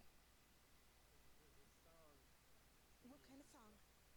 It sounds like the Munchkins singing "Step into the Light" from Wizard of Oz. Okay, I want to hear it. Go. Oh man. You want me to? All right. I'm not going to sing it. I can't possibly sing it because a it's done in a really high pitched sound. When they actually recorded it, it was sped up like the Chipmunks. So But we hear it. da, Come on. da, da, da, da, da, da, da, da. I can't even do the melody. If you're gonna say what it's happening, you might as well. Yes, yes. It's very very cheerful, happy, inviting music. Oh, I gotta get goosebumps. You guys wake up the guy upstairs snoring away? No, Not yet. no. I All have right. a wand and I think it might be a poison. Poison hairbrush. I don't know why. Start brushing my hair. Let's see. I'm gonna peek in. Like I'm gonna crack it open just a tiny bit. So Astrid bravely volunteers to brush her hair with that hairbrush. I don't think that's a good idea. No? Someone got this gown, slippers, hairbrush and wand, but I'm waiting to hear. What about the dancing shoes? That's what he said. He said, Slippers. Sounds like somebody was a dancer. Brushed their hair. Wizard with sorceress and have them on. Pretty safe. okay. So Gene, you're gonna open the other door on the bottom of your cabinet.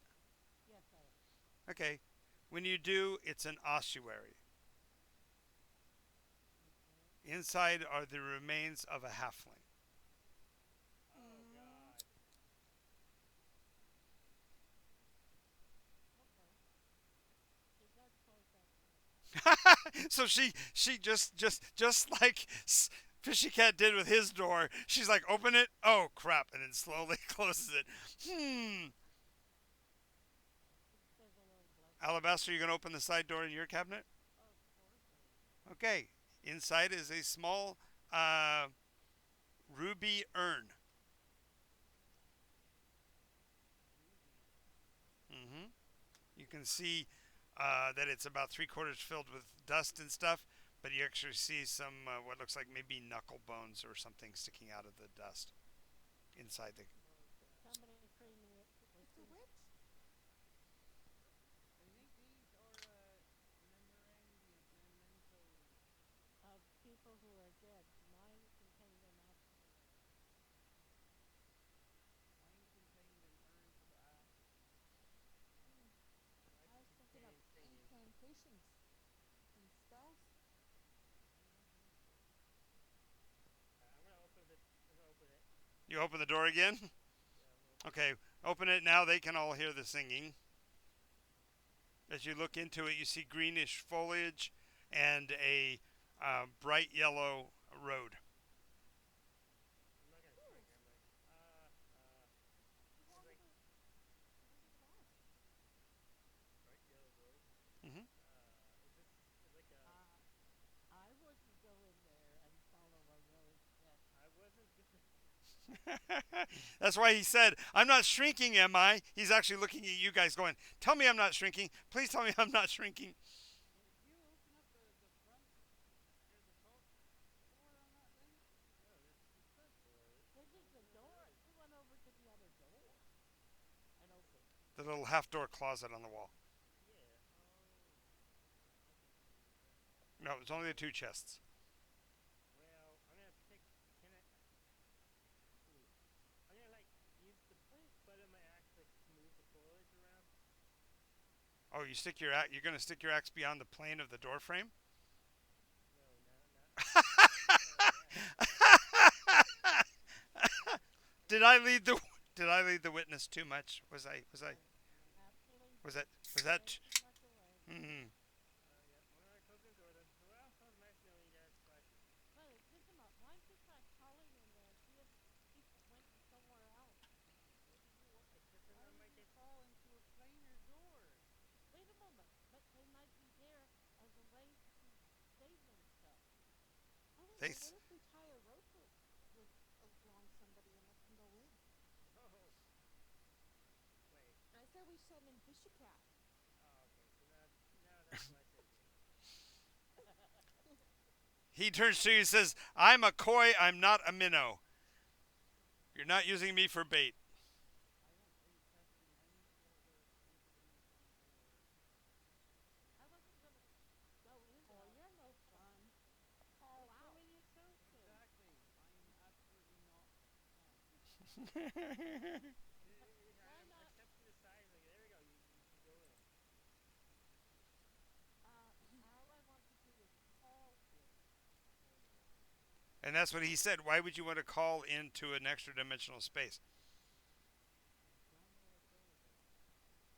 You don't know what is it exactly. Okay, you've come into a forest that you know has been told. You've been told that it's a magical forest. You've come to a house. There's a heartbeat upstairs. You've come into a room and there's a door into another place. Not to mention a basement full of skeletons. That look like somebody Ghosts. trapped them. Yes. I Don't think want to bring anything in from another plane of existence, and I don't want to let anything in that plane of existence know that I exist. well, then put everything back. But shouldn't we have? All you have to do is close the door. That's the only putting everything back. All you have to do is close that door. Close the door, and then I'm gonna use the spell on this door.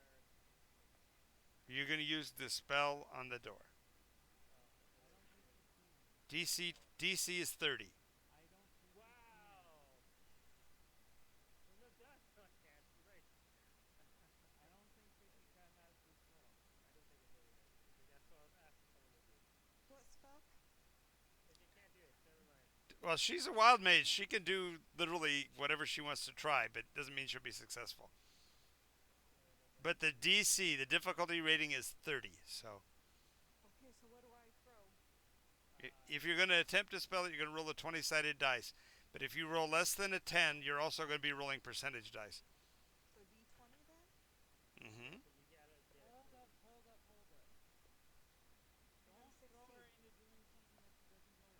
Right. Yeah. That's Oh, it. okay. What do you know you're doing? I'm trying to throw it a spell, I guess. No. Oh, No. What he was asking you to do was try to dispel the gate, to make the gate go away. that's funny. The difficulty rating suggests that the person who created the gate was much more powerful than you are. So your odds of doing so are very, very, very slim. And if you fail on the die roll, something really horrible could happen. So Well, well, I got a 16 and a 20, so okay, but you didn't have to roll. Is what we're getting oh, at. okay. It's your choice. It's never in a situation unless I dictate it that you have to roll a die.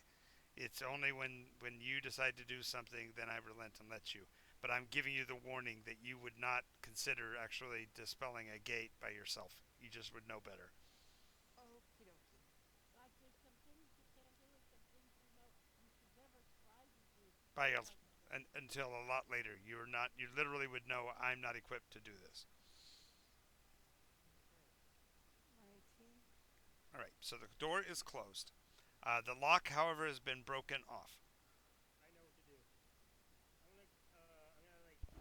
Hold that door closed for a second. And I'm gonna rush to the front door and then get nails inside the boards. Just Okay. so The that boards are much too long for this tiny door. like I said for the nails. Is there like nails inside the boards? You'd have to have a hammer or a Well, nail remover. you pried up some of them, so some of them still have. Still have their heads and stuff, and he could technically, as long as he's got a hammer, he could drive them back out. Yeah. I don't think Well, he's carrying a I've got my hammer. axe. I just Oh no, he's got the butt of his axe. He can actually. It'll take a while. You guys will hear him bamping around out there Yeah. for some time. okay. And then I'm gonna. Then you can come back with the nails, and you can actually drive them into the door, into the frame. Holy shit.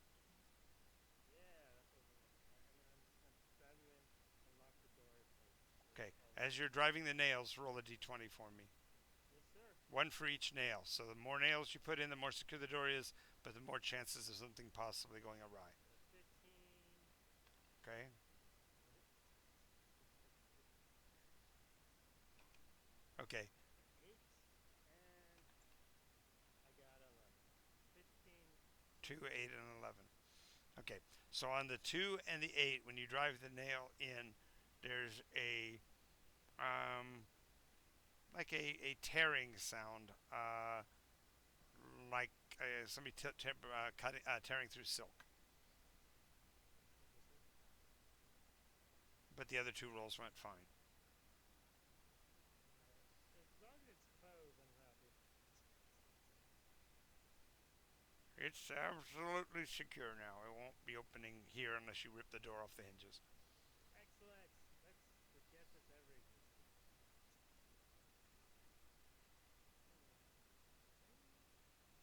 Okay. Back out into the main hallway. Still have two more rooms in this hallway. The right door near the entrance and the right door here by this one. Which do you want to do? I was actually going to do check magic on the objects that they found. The wand, the dress and slippers, the tongs. Okay, I so don't know what magic that was. the halfling one. I don't know that she I don't took think she anything out. took any. I think she put everything back. No. When she comes back, I'll ask her. Okay. But it says she'll tell me. Okay. So in that 10 minutes, further investigation suggests that the bedding hasn't been used, or at least everything was made up before they closed down the place. There was no covering on any of this, suggesting that either it was forgotten or possibly owned by somebody other than the owner of the house. Um, the box with the halfling in it is marked with emblems of daring do and hunting scenes. For example, a halfling standing on the body of a giant boar. So he apparently was a very, very proud hunter. And the box with the woman in it is marked with weird names that don't mean anything. Words like Topeka and Wakini and Overland Park. Oh, Kansas. Shh, quiet you. Yes, but yes, they're names from Kansas, but nobody's been to the mystical land of Kansas. So, not in a long time, and not this group. Hardly is it?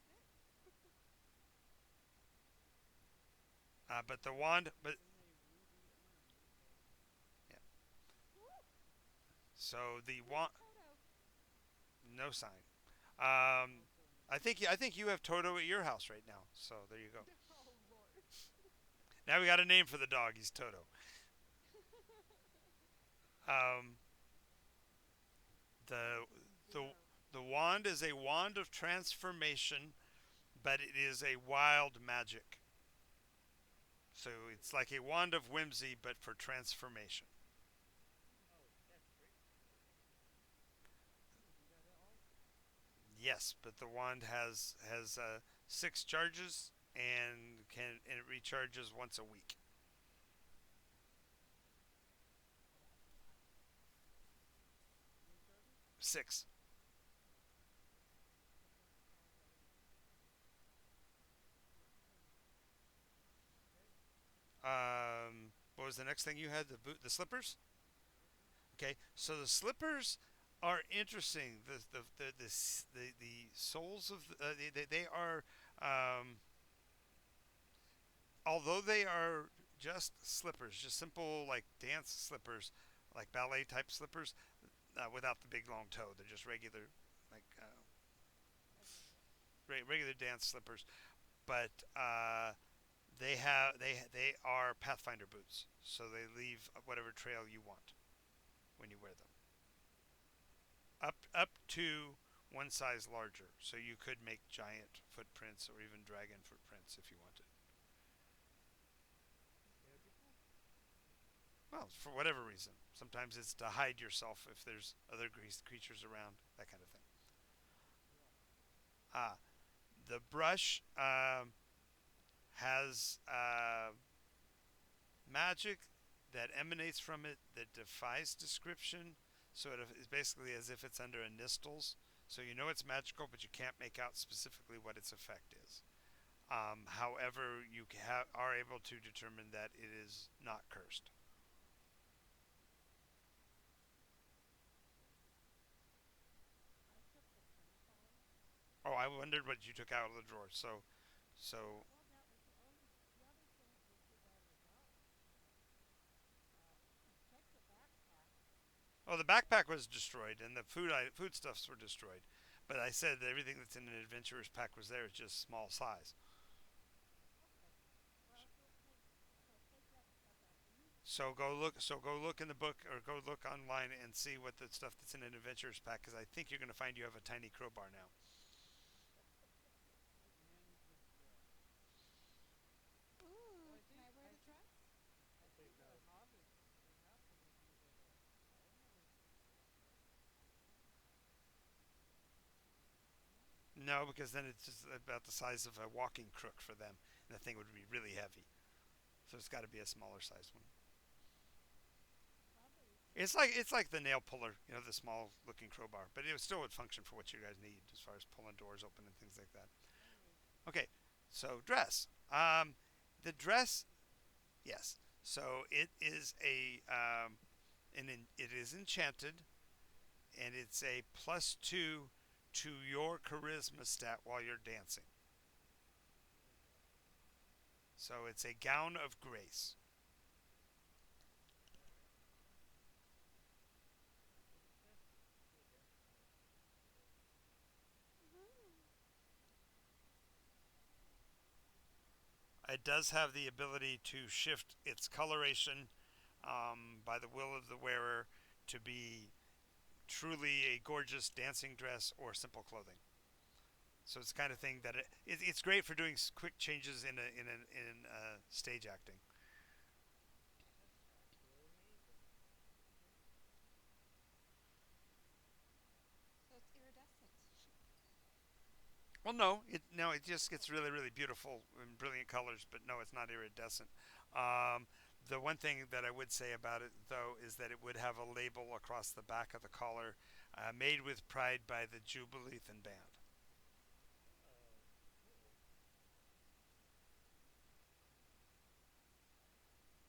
Hmm. Huh. Okay. The Crampons, they are enchanted in that they allow plus 10 in climb rate, so you can actually, if you're climbing with proficiency, you can actually climb faster than you can walk. But that's only for rock surfaces, and it's basically in a free climb environment. And it's only for a halfling. No, no, they look like halfling size, but because he's using in identify, they are magical, so therefore they will shift size to the wearer. Also, do these crampons have windows? Yes, they're specifically made for second story jobs. So a rogue can get into windows where they're not supposed to get to, that kind of thing. Okay. Think Rapunzel. Yes. That would have made me maybe living there maybe better off. Okay. We good? We good? We good. Yeah, we good. Okay. Sure. So now next door, you've got two doors to look through. Okay. Oh, you said the next one. So the one nearest you, or the one at the other end of the hall nearest the The one entrance? nearest us. Okay. And we'll get the last one on the way out. Okay. It's appointed in the same fashion. There's four cabinets, two facing up, two facing to the side that are fused together in pairs, and then you also have the double bunk beds. This time, though, one of the beds appears to have been slept in by somebody who apparently had a really bad night of it because the blankets are all tossed all over the place. Furthermore, there is a fur skin cap laying on the pillow. Really? Fur skin cap? Hmm. Like a nighty cap or something? No, it looks more like imagine the old raccoon skin hats made out of like a bowl, but this one doesn't have a tail attached to it. It's just a fur skin hat. Raccoon hat. Alright. I'm gonna not do anything with it, and I'm gonna look at the things on the wall. Oh, so you're going over to the other wooden door, right? Because I said it was I'll go pointed the same over way. to the right-hand chest this time and open it up. Okay, and Yeah. yep, all I right. actually had a picture for inside the house. Mhm. Oh, that means somebody have to actually map it. Silly me. Mhm. Yeah, I'll map it. Yeah, I'm not suggesting that somebody does, but yes, it's nice to have the visuals. But theater of the mind allows it to be a little sloppy, so that if you come back and it doesn't look exactly the same, it's not a big deal. Because because the more Also making a map of the Well, house. I know exactly how it's done. This is a square cabin. That the bedroom to the left that we just did Okay, Gene, we don't is need to behind the kitchen. it's fine. It's fine. need to have an answer. All right. So the Chest. the chest. So chest number one, top or side this time first, Gene. Okay, side first. Okay, Since us still are extended to the window. right. So when you open this one up, there is a looks like about 20 handsful of fresh earth, Ooh. like it's been tilled recently. It still looks moist. Oh, Interesting word. Moist. it's moist soil. Pretty, pretty wet. What happened with that earlier? Yeah, it looks like it probably is about 10 to 15 pounds of dirt in there. Okay, he's going to brush some of it away, like mildly. Make a saving throw. DC 15 Constitution.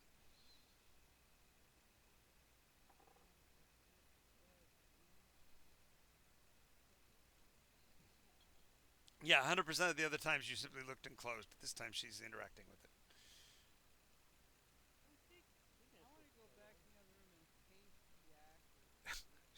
So you're gonna open the urn and then lick the inside of the. Take one of those knuckle machines back in your mouth and like scan a little bit. Okay, I know you're fixing.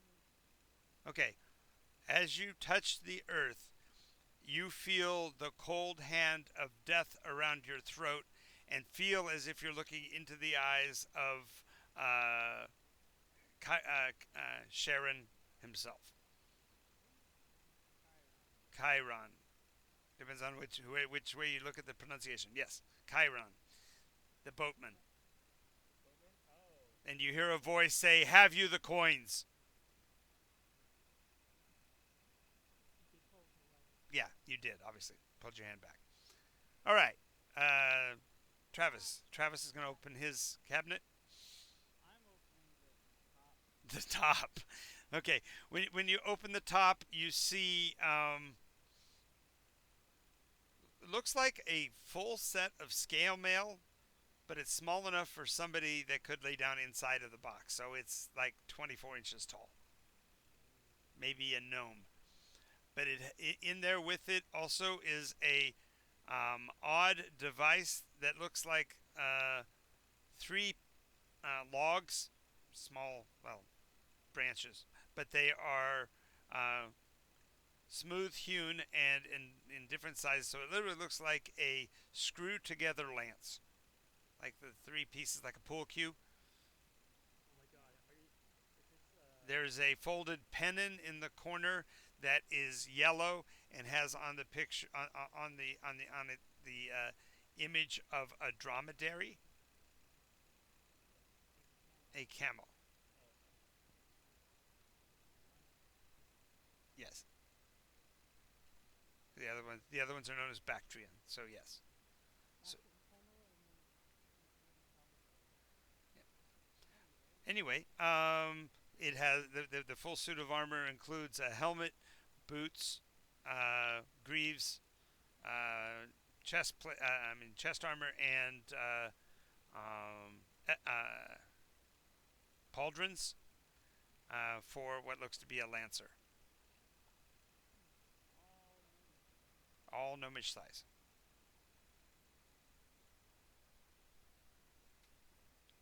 who is Sean is a friend. Charon? Charon. Chiron, Charon. yeah, Chiron, the boatman from Greek mythology, the skeletal form. I know, but I gave you that description so you would know what it looks like. I did not mean for you to have ever come up with the name.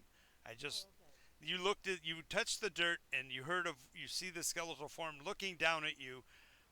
Where your fingers are touching, it's touching you and asking you, "Do you have the coins?" It asked me for a coin. No, it asks you for coins, plural. Coins, plural. I think you're interacting with what people in our trade tend to call a form of the afterlife. I would not advise doing it like that. Which from your standpoint is patently ridiculous because there's nothing that follows this world. Exactly. Quite awful is what eternity with other dead people is. Eternity of dead people. Right, disgusting. You wouldn't want to be with me for eternity of dead people? Heavens no. I All want right. the bless of space. But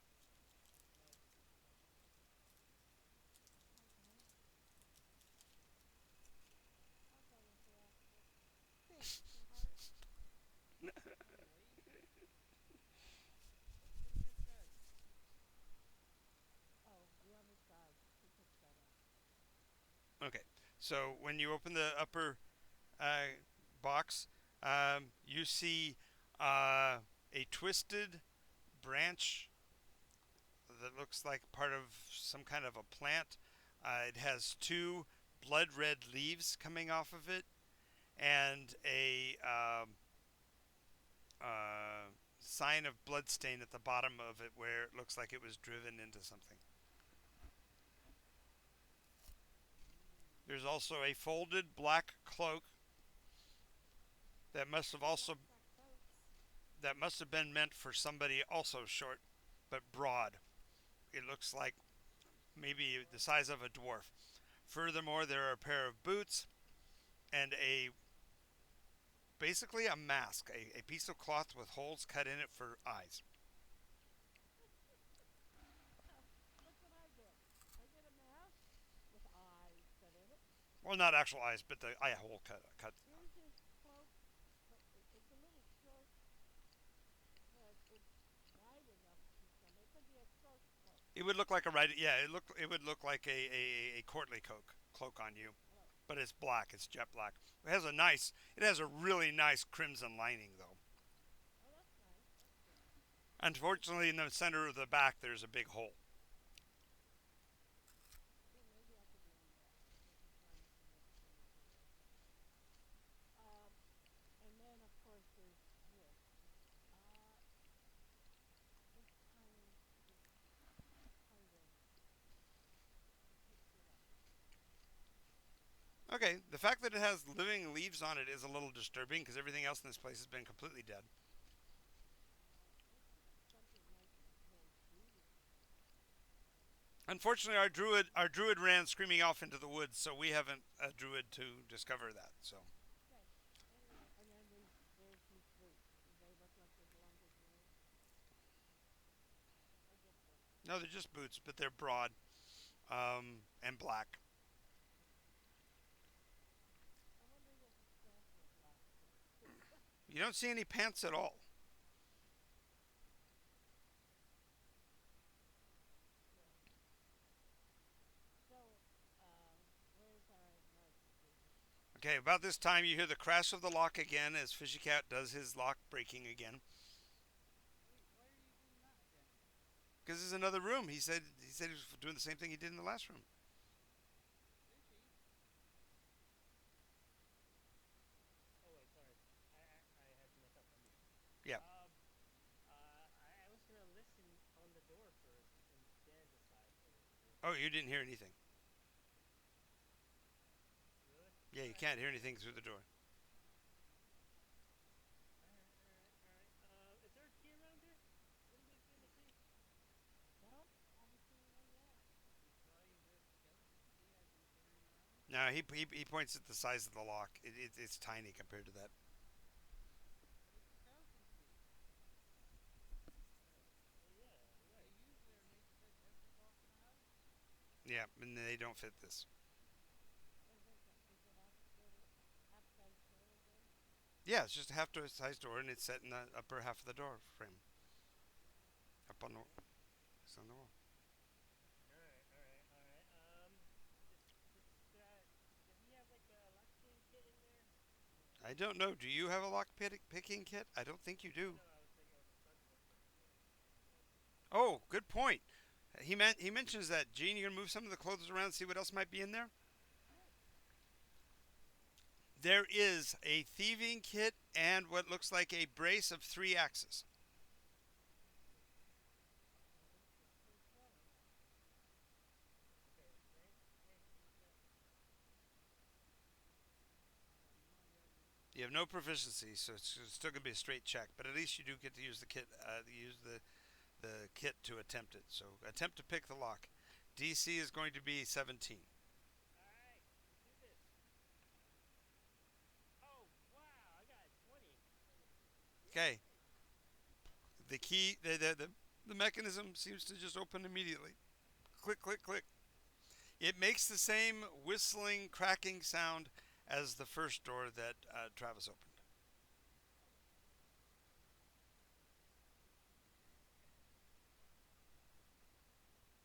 I opened the door that was whistling. Yeah, you remember the glass scraping sound before the crack, and then you said, "Oh, I think it may have alerted somebody, set off an alarm." Do I remember if I know about something else on that one, or I No, don't? you weren't anywhere near there, so you didn't. Okay, so I opened the door then. Okay. Uh, you're looking into a again. You're looking into a scene. Uh, the it's very familiar. In other words, it seems like it might actually be the same place that you looked into before, but in this case, the sky is occluded, and there is a baleful white light. I'm sorry, reddish light coming from a sphere hovering in the sky, A red light? A sphere? Like a sun? like a sun. But you can look directly at it. Your eyes aren't burned by it. You can hear a faint rumble of thunder in the distance and the sound of rain. And you can see the rain falling on the nearby flora. Is it red rain? No, just well, you really can't tell the color. It's dark. Alright, well, closing the door. Okay. This place is weird. It's very nice. You think? Yeah, it's neat. Remind me again, what did we find again? I saw the something. You got the gift? No. This is something else. No, the first one. Remember the first one. Second one, you found the scale mail armor of of Scale and the lantern. a scale mail. Yeah, the full accoutrement of a small gnomish knight. Okay. He does take out the rest of the stuff. He took the piece of just abrasive axes or Just three axes. They're on a belt. okay. So Two, he just two, when you if it looks like if you wore it, the belt loop would be in the front, an axe on each hip, and the third axe behind your back. Can you take the Okay. So the axes are axes of throwing. They do return if they miss.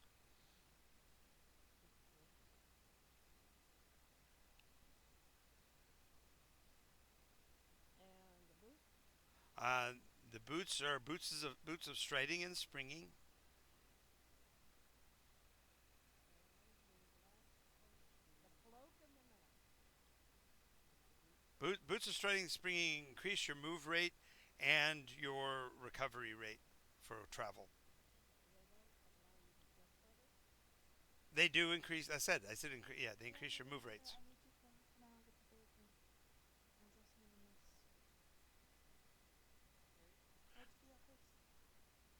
Um, the mask is a mask of disguise. It changes your facial features. That's all it does. Oh. Okay. But you still have to wear the mask, and they still see the mask. It's just they change like your lantern. Like you can give yourself a lantern jaw, or you can give yourself longish hair or whatever, but only in your face region. So like bangs and It's a things like that. disguise. It's a yeah. It's a basically. But you always are wearing the mask, so they will always see the black part. They will always see the mask. Yeah, this is the worst possible disguise item I've ever heard. No, it's the most intimidating disguise because anybody could be this person if they're wearing the mask. So if you handed everybody else a bunch of masks, all of a sudden you could be anybody.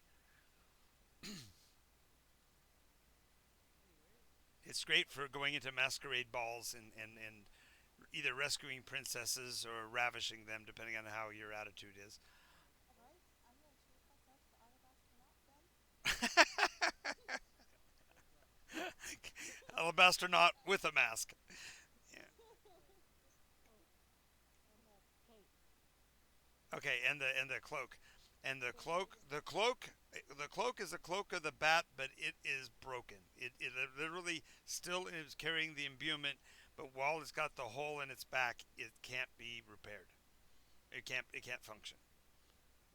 Cloak of the bat actually confers to you the ability to fly in the dark, and gives you cloak of the bat with a hole in the back. yeah Okay, the 3-part lance. 3-part lance. It is the pennon of the Quumtil. Quumtil. Say that again. It is the lance of the Quumtil. Quumtil. Right. And it is a it gets modifiers against creatures uh, 2 sizes larger to you than you or bigger, and therefore tinies get modifiers against mediums.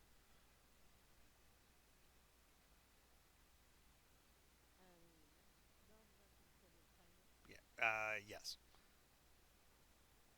Um, the armor is uh, the blessed armor of Ahibad. Ahibaad.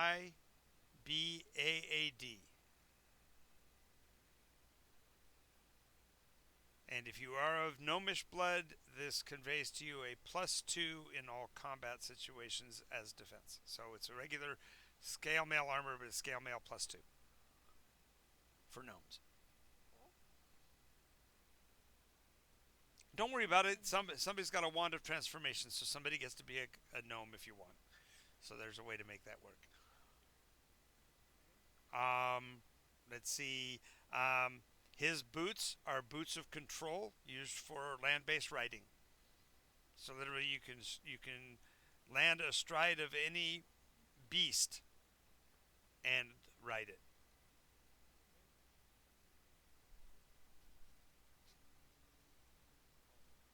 Oh yes, the pauldrons are proof against missiles. So you cannot be shot with a missile weapon. And if a person with a magical weapon attempts to attack you, they have to roll at disadvantage. So you still can be hit, but it takes somebody with a really good shot and a lot of modifiers to be successful against you. Basically, it's basically so that Ahibad the Quamtel could face you in mortal combat hand to hand as it's supposed to be. Of course, he's got the advantage because he's tiny. So That's right. Pauldrons, missile-proof armor, disadvantage hit you within range. So he's probably like orc very well.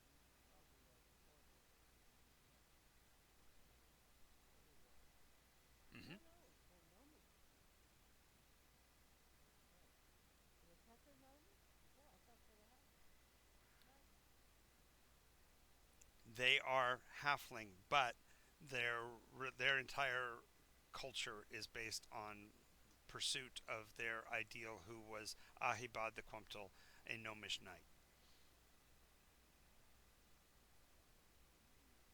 I thought they were gnomes. Nope, they were halflings.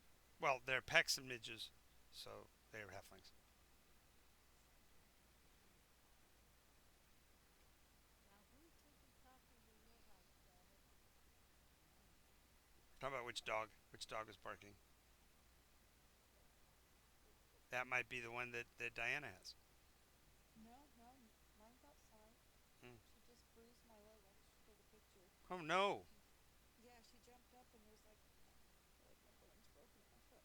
Wow, that sucks. So I Alrighty. left it outside. Sorry, I can't hear it. You have to hear. No, you Please good. speak up. I'm wearing a towel. Nice. So is that everything? No, that's everything. Better hand it to the next room. Okay. Tells the The Simpsons last what it room is. way out towards the stairs. Gotcha.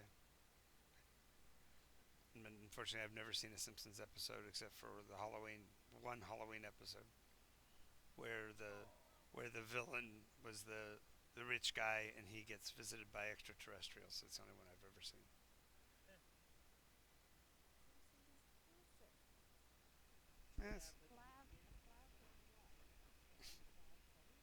You know what's funny is in my history class, my teacher, way back when, Mm-hmm. used to show The Simpsons because it really followed history, which is kind of funny. Mm. Cool. Really followed history. It did. They use historic references to make the episodes. Yeah. Hmm. All right. good way to do laundry. Exactly. Third room. Uh, when you open the door, it looks like it might be, for lack of a better term, a master bedroom. There is a larger singular bed, but it's glacial in size. I mean, palatial in size. It probably has. Well, it's got six poster bed. The draping over the top of it is very sumptuous in deep reds and things like that. And the two side tables to the left and right are in the shape of hourglasses. So the top and the bottom are round tables.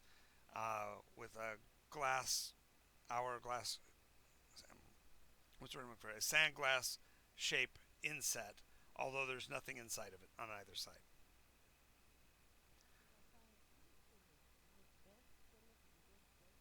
This bed does look in good shape, but it looks completely made up.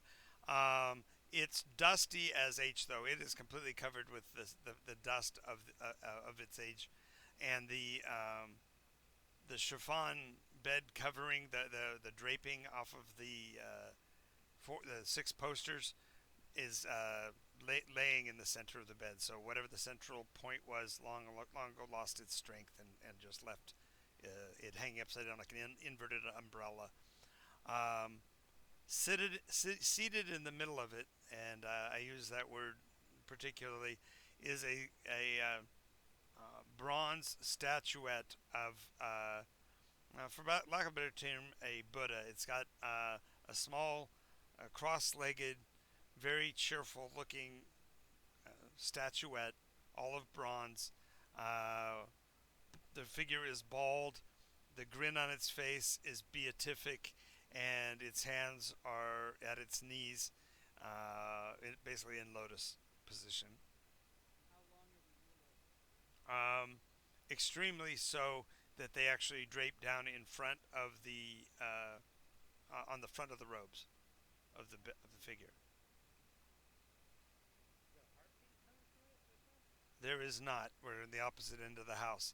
Furthermore, the bed itself is on a pedestal, and the pedestal has six drawers that can be accessed underneath the bed.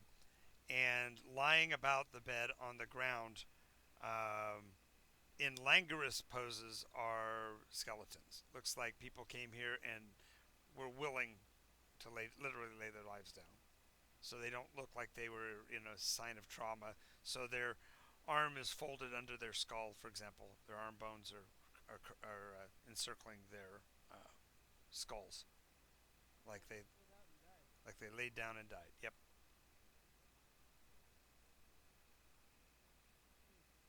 Hmm. Hmm. Chances are that's death, huh? Let's get out of here. Jinky Scoop, are you scared already? More. Over here.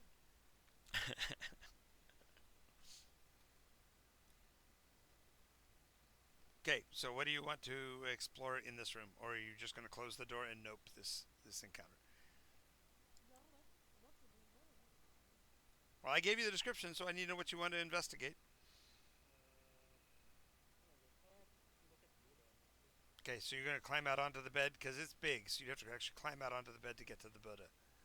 Really? Mm-hmm. Mm-hmm. Oh, Look at the picture.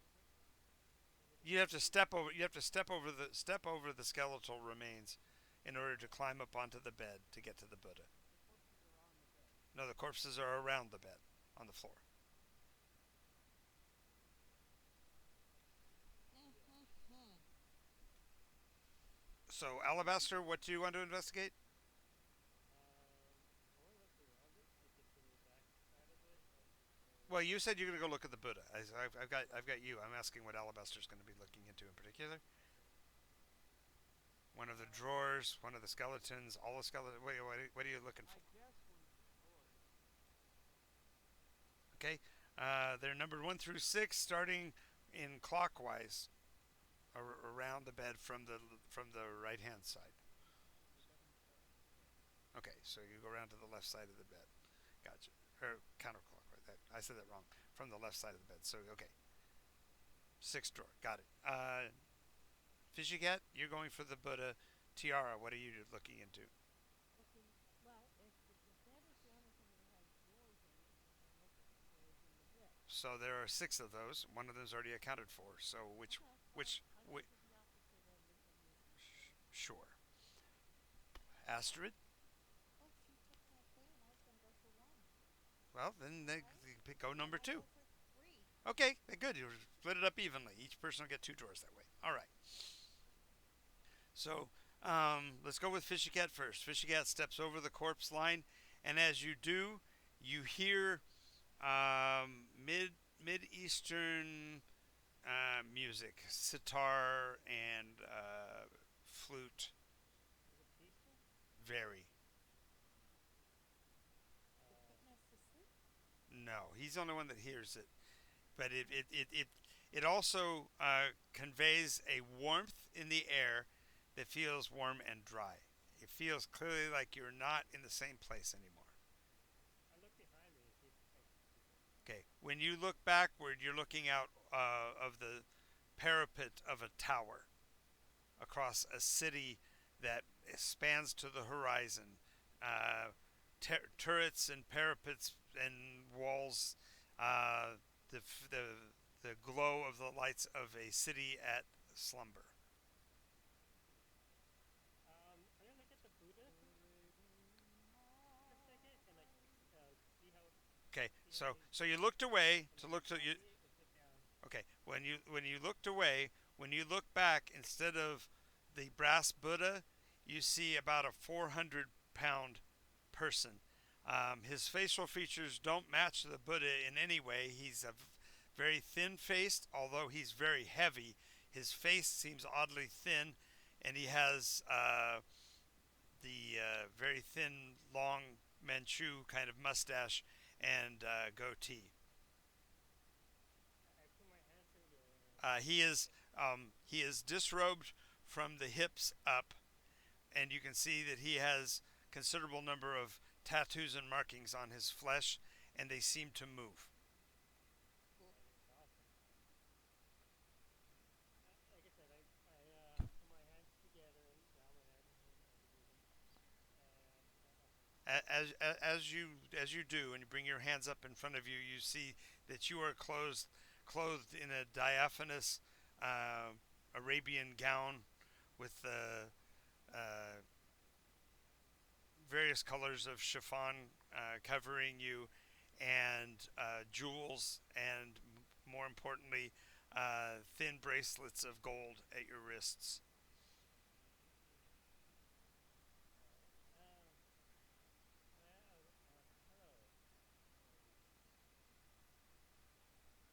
Um, He motions for you to come to him, moving his shoulder, suggesting that you should put your head against his shoulder.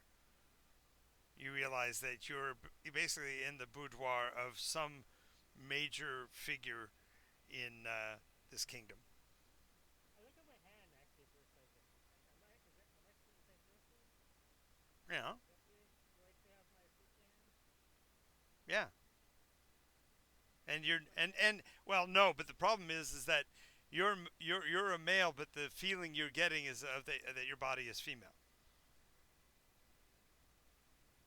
Something feels definitely wrong. Can you touch my chest? Okay. All right. I look behind and I'm like, You look back to the city wall and you see your friends. Let's go to them right now. So you actually turn back and you see the room as it was. Okay, we're back to that. So Alabaster opens the first drawer. They're broad drawers like pizza pies. So when you pull it out, um, there is uh, a suit of armor that looks befitting of a blacksmith. It's got thick bracers, um, a leather chest piece with metal inserts, creating an improved armor rating, even though it's made out of like a hide. And in the drawer as well is a long, heavy-headed hammer, and uh, the lower body's protection really is not doesn't look like it'd be very effective in that it is a pair of satin uh, trousers, the kind that you would blouse into boots, and a long pair of black boots up to about the knee. Think Zardoz boots. And the coloring of the clothing is that deep red.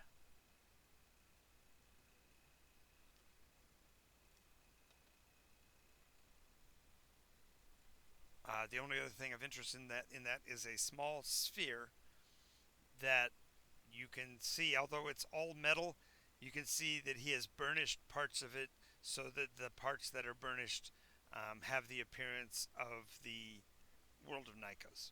So you're literally looking at a continental map of the northern hemisphere, but the southern hemisphere is completely void.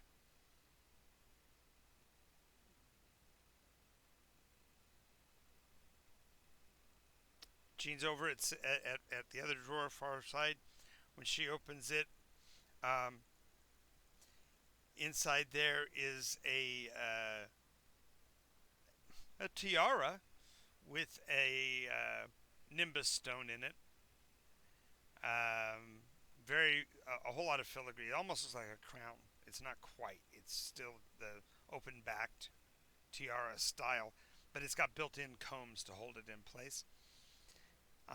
In addition is a robe, uh, very voluminous and billowy kind of a robe. You barely can make out that it actually has sleeves. It almost looks like just a like a blanket, but it's made out of such fine, thin material and multiple layers of it that if you look through it, it looks almost iridescent. This is the first time that word actually applies as far as clothing is concerned. Looks like the stuff that Crampons No, no, and we're wearing, but only in that vision. We'll come back to that in a minute. The other items in that drawer are a small lump of clay that has been twisted so that it looks like a twisted cone, almost like a tornado in shape, and it's about the size of your hand.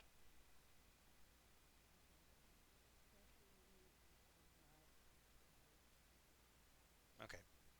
Um, Astrid opens her drawer, and inside of there is well, first of all, a set of swords, which is odd in these times to have basically a small, medium, and extra large version of a blade. They have the same curve to them, which is very slight, but the blades end in a blunt square cut. So they are. It's basically a katana, wakizashi, and whatever the. I can't remember what the last one is. A big, long one. Yeah, Daihatsu. So that's the name I was thinking of. So yes, the really long battle sword. Um, yeah. Anyway, the literally like huge. yeah, yeah. The there's also a set of clothing that is a loose hanging, basically a jerkin with long sleeves that have a wide openings at the wrists, and they're a little bit shorter than the length of an arm, so that your arm actually sticks out the end of them, unless your arms are fully at rest, in which case they can fall back into the robe-like qualities of it, and uh, trousers, and most important, boots that have the big toe separated from the rest of the shoe. Huh? I don't know.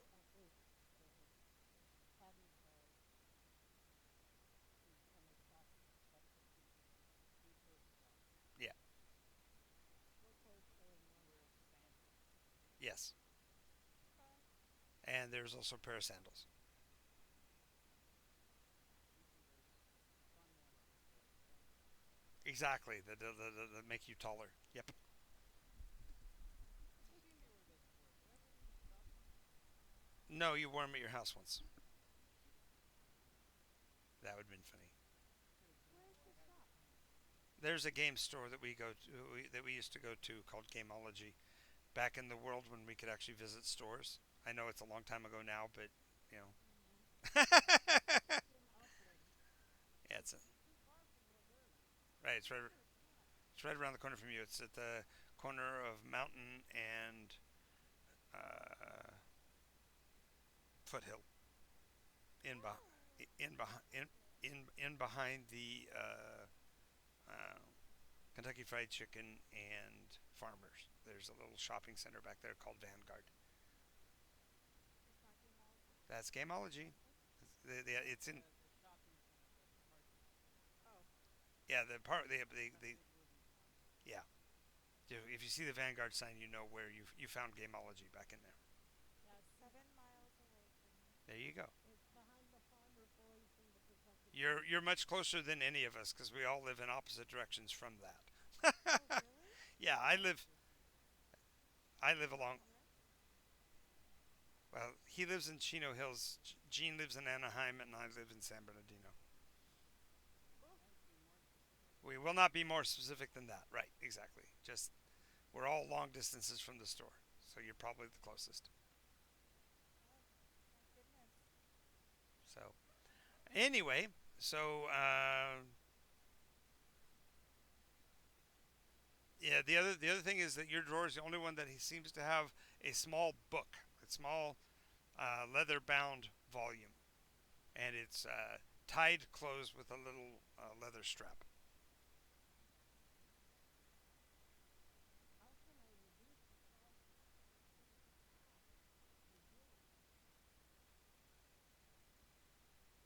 half per year? I need to get your Discord message from Discord. Down in the tray at the bottom, you should be able to find the Discord logo and just click on that. Yeah, I need to type some of the stuff in. Yeah, probably. Yeah, I already answered. Okay. He's gotten it all down. I've been reading it.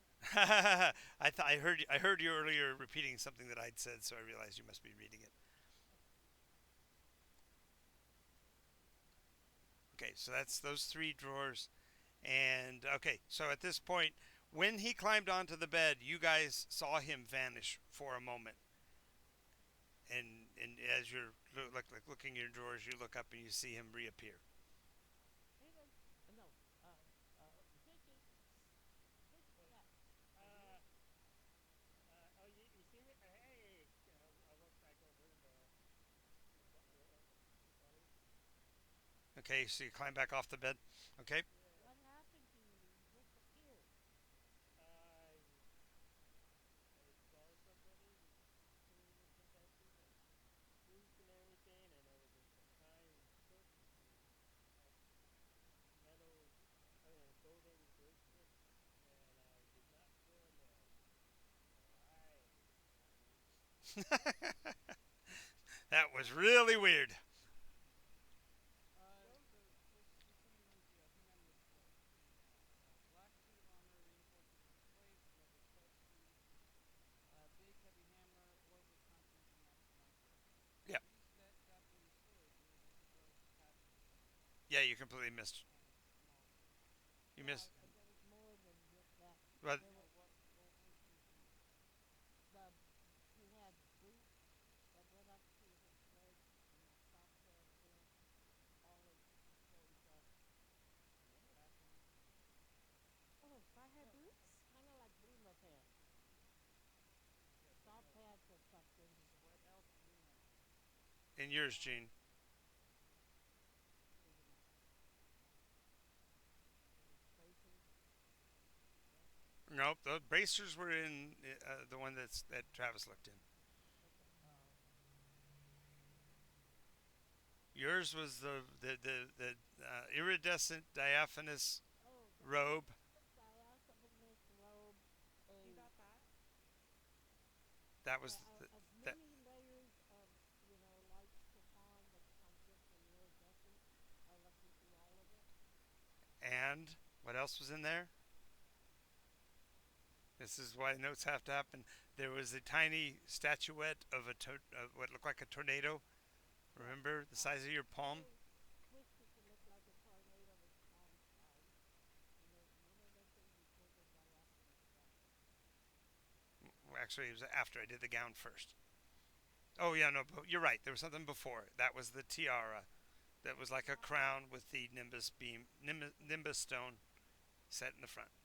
yeah, very fine silk sleeves, open back, combed to make it Stay in fit your in hair. your hair, stay in your hair. Whoa. Third time's a charm for the identify, no doubt. Let me get this. Yeah. Blacksmith suit of armor. Plates, leather stud shoes. Big heavy hammer, oiled with continental match the knife grip. Three Japanese swords, attachments with small book. Long boots with satin pins, iridescent robe.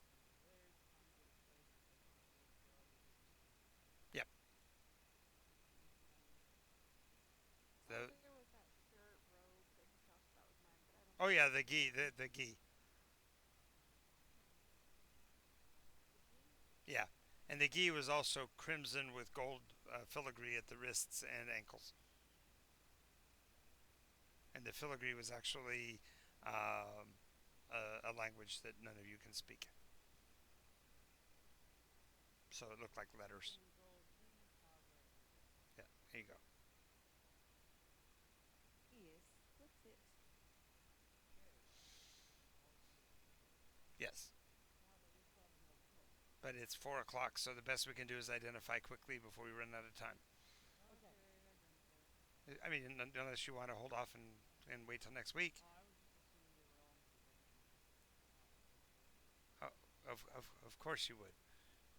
Yes. So the orb is a finder, and it will. There are little tiny pinholes over the surface, and when you think upon an item, it will blink the nearest pinhole. It's not going to be accurate anyway, but it will be a way to find things on the surface.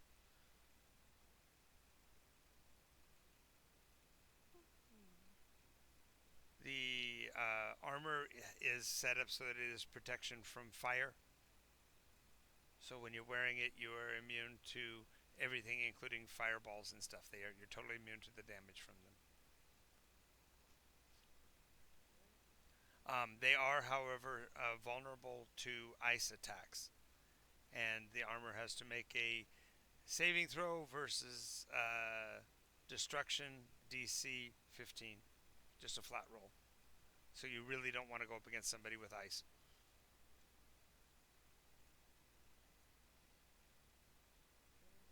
Okay. Hammer. It's a forge hammer, and if it's used by an artificer or repair person, it gives a advantage on any checks to make or repair things. Huh.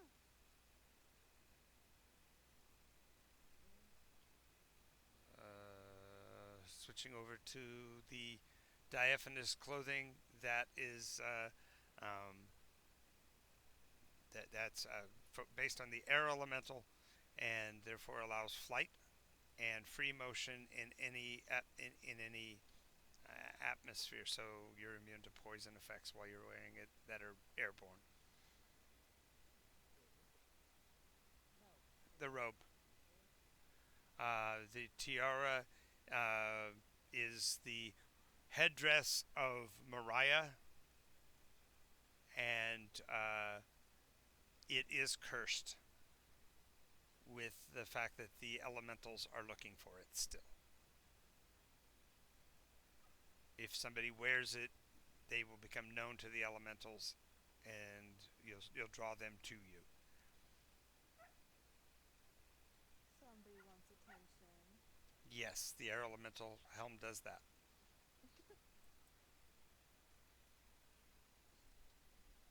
Whose clothes aren't shooting fire? Um, oh, the tornado. Ironically, the tornado is an air elemental. Really?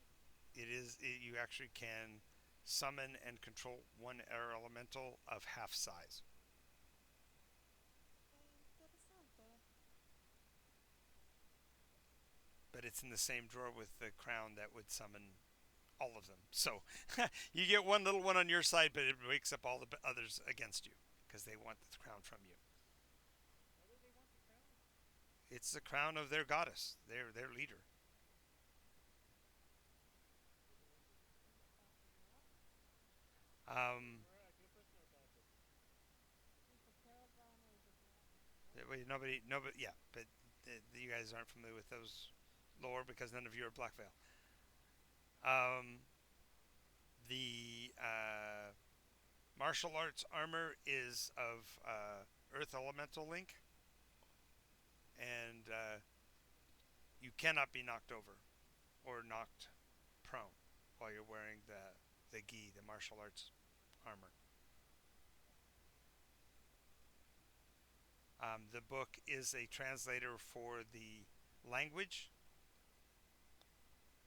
So once you open and read the book, you'll be able to know that language, which is known as Nisei, Nissei, and you'll find that the everything that is in this drawer is owned and controlled by a martial arts master known as Duke Nkava.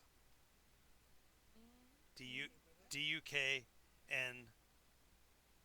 Kova, Kova. Yes.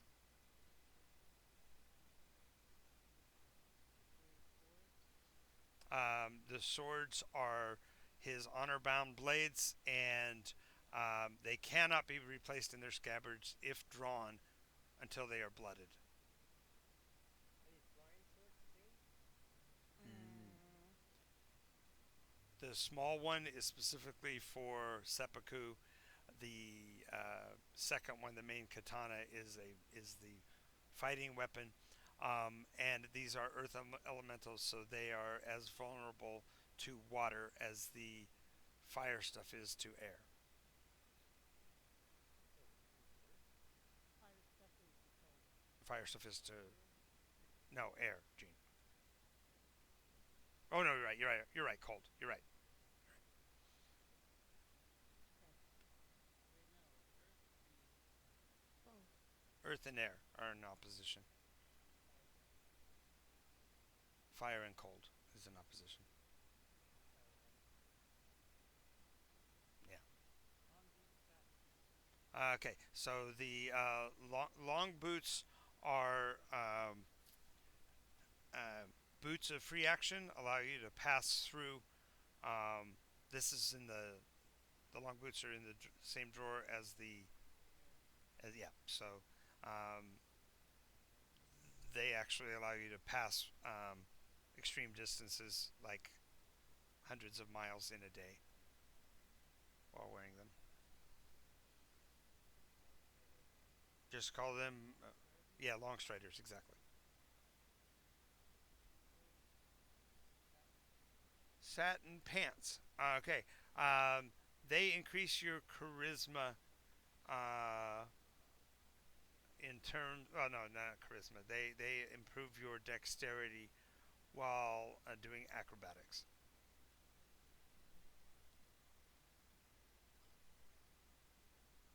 That maybe a bit closer than that. Then you'd be Puss in Boots. I get that. I get that. Yeah, there's at least the satin pants. Oh my god. Is everything? I believe that was everything. The big heavy hammer.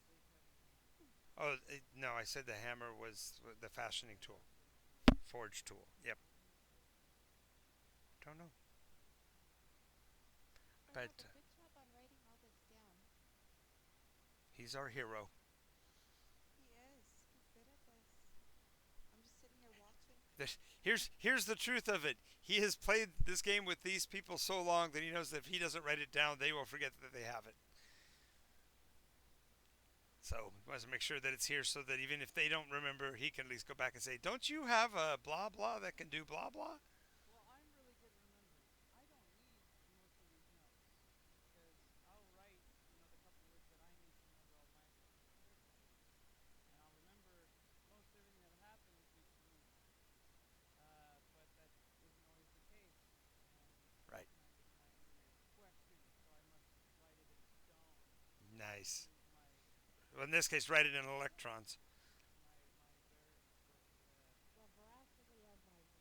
yeah, that's the thing. I'm sorry. That's okay. We are done for the day. Thank you, guys. We will follow up with the rest of the drawers next week and continue the adventuring within uh, Mi Casa, Mi Cottage Su Queso.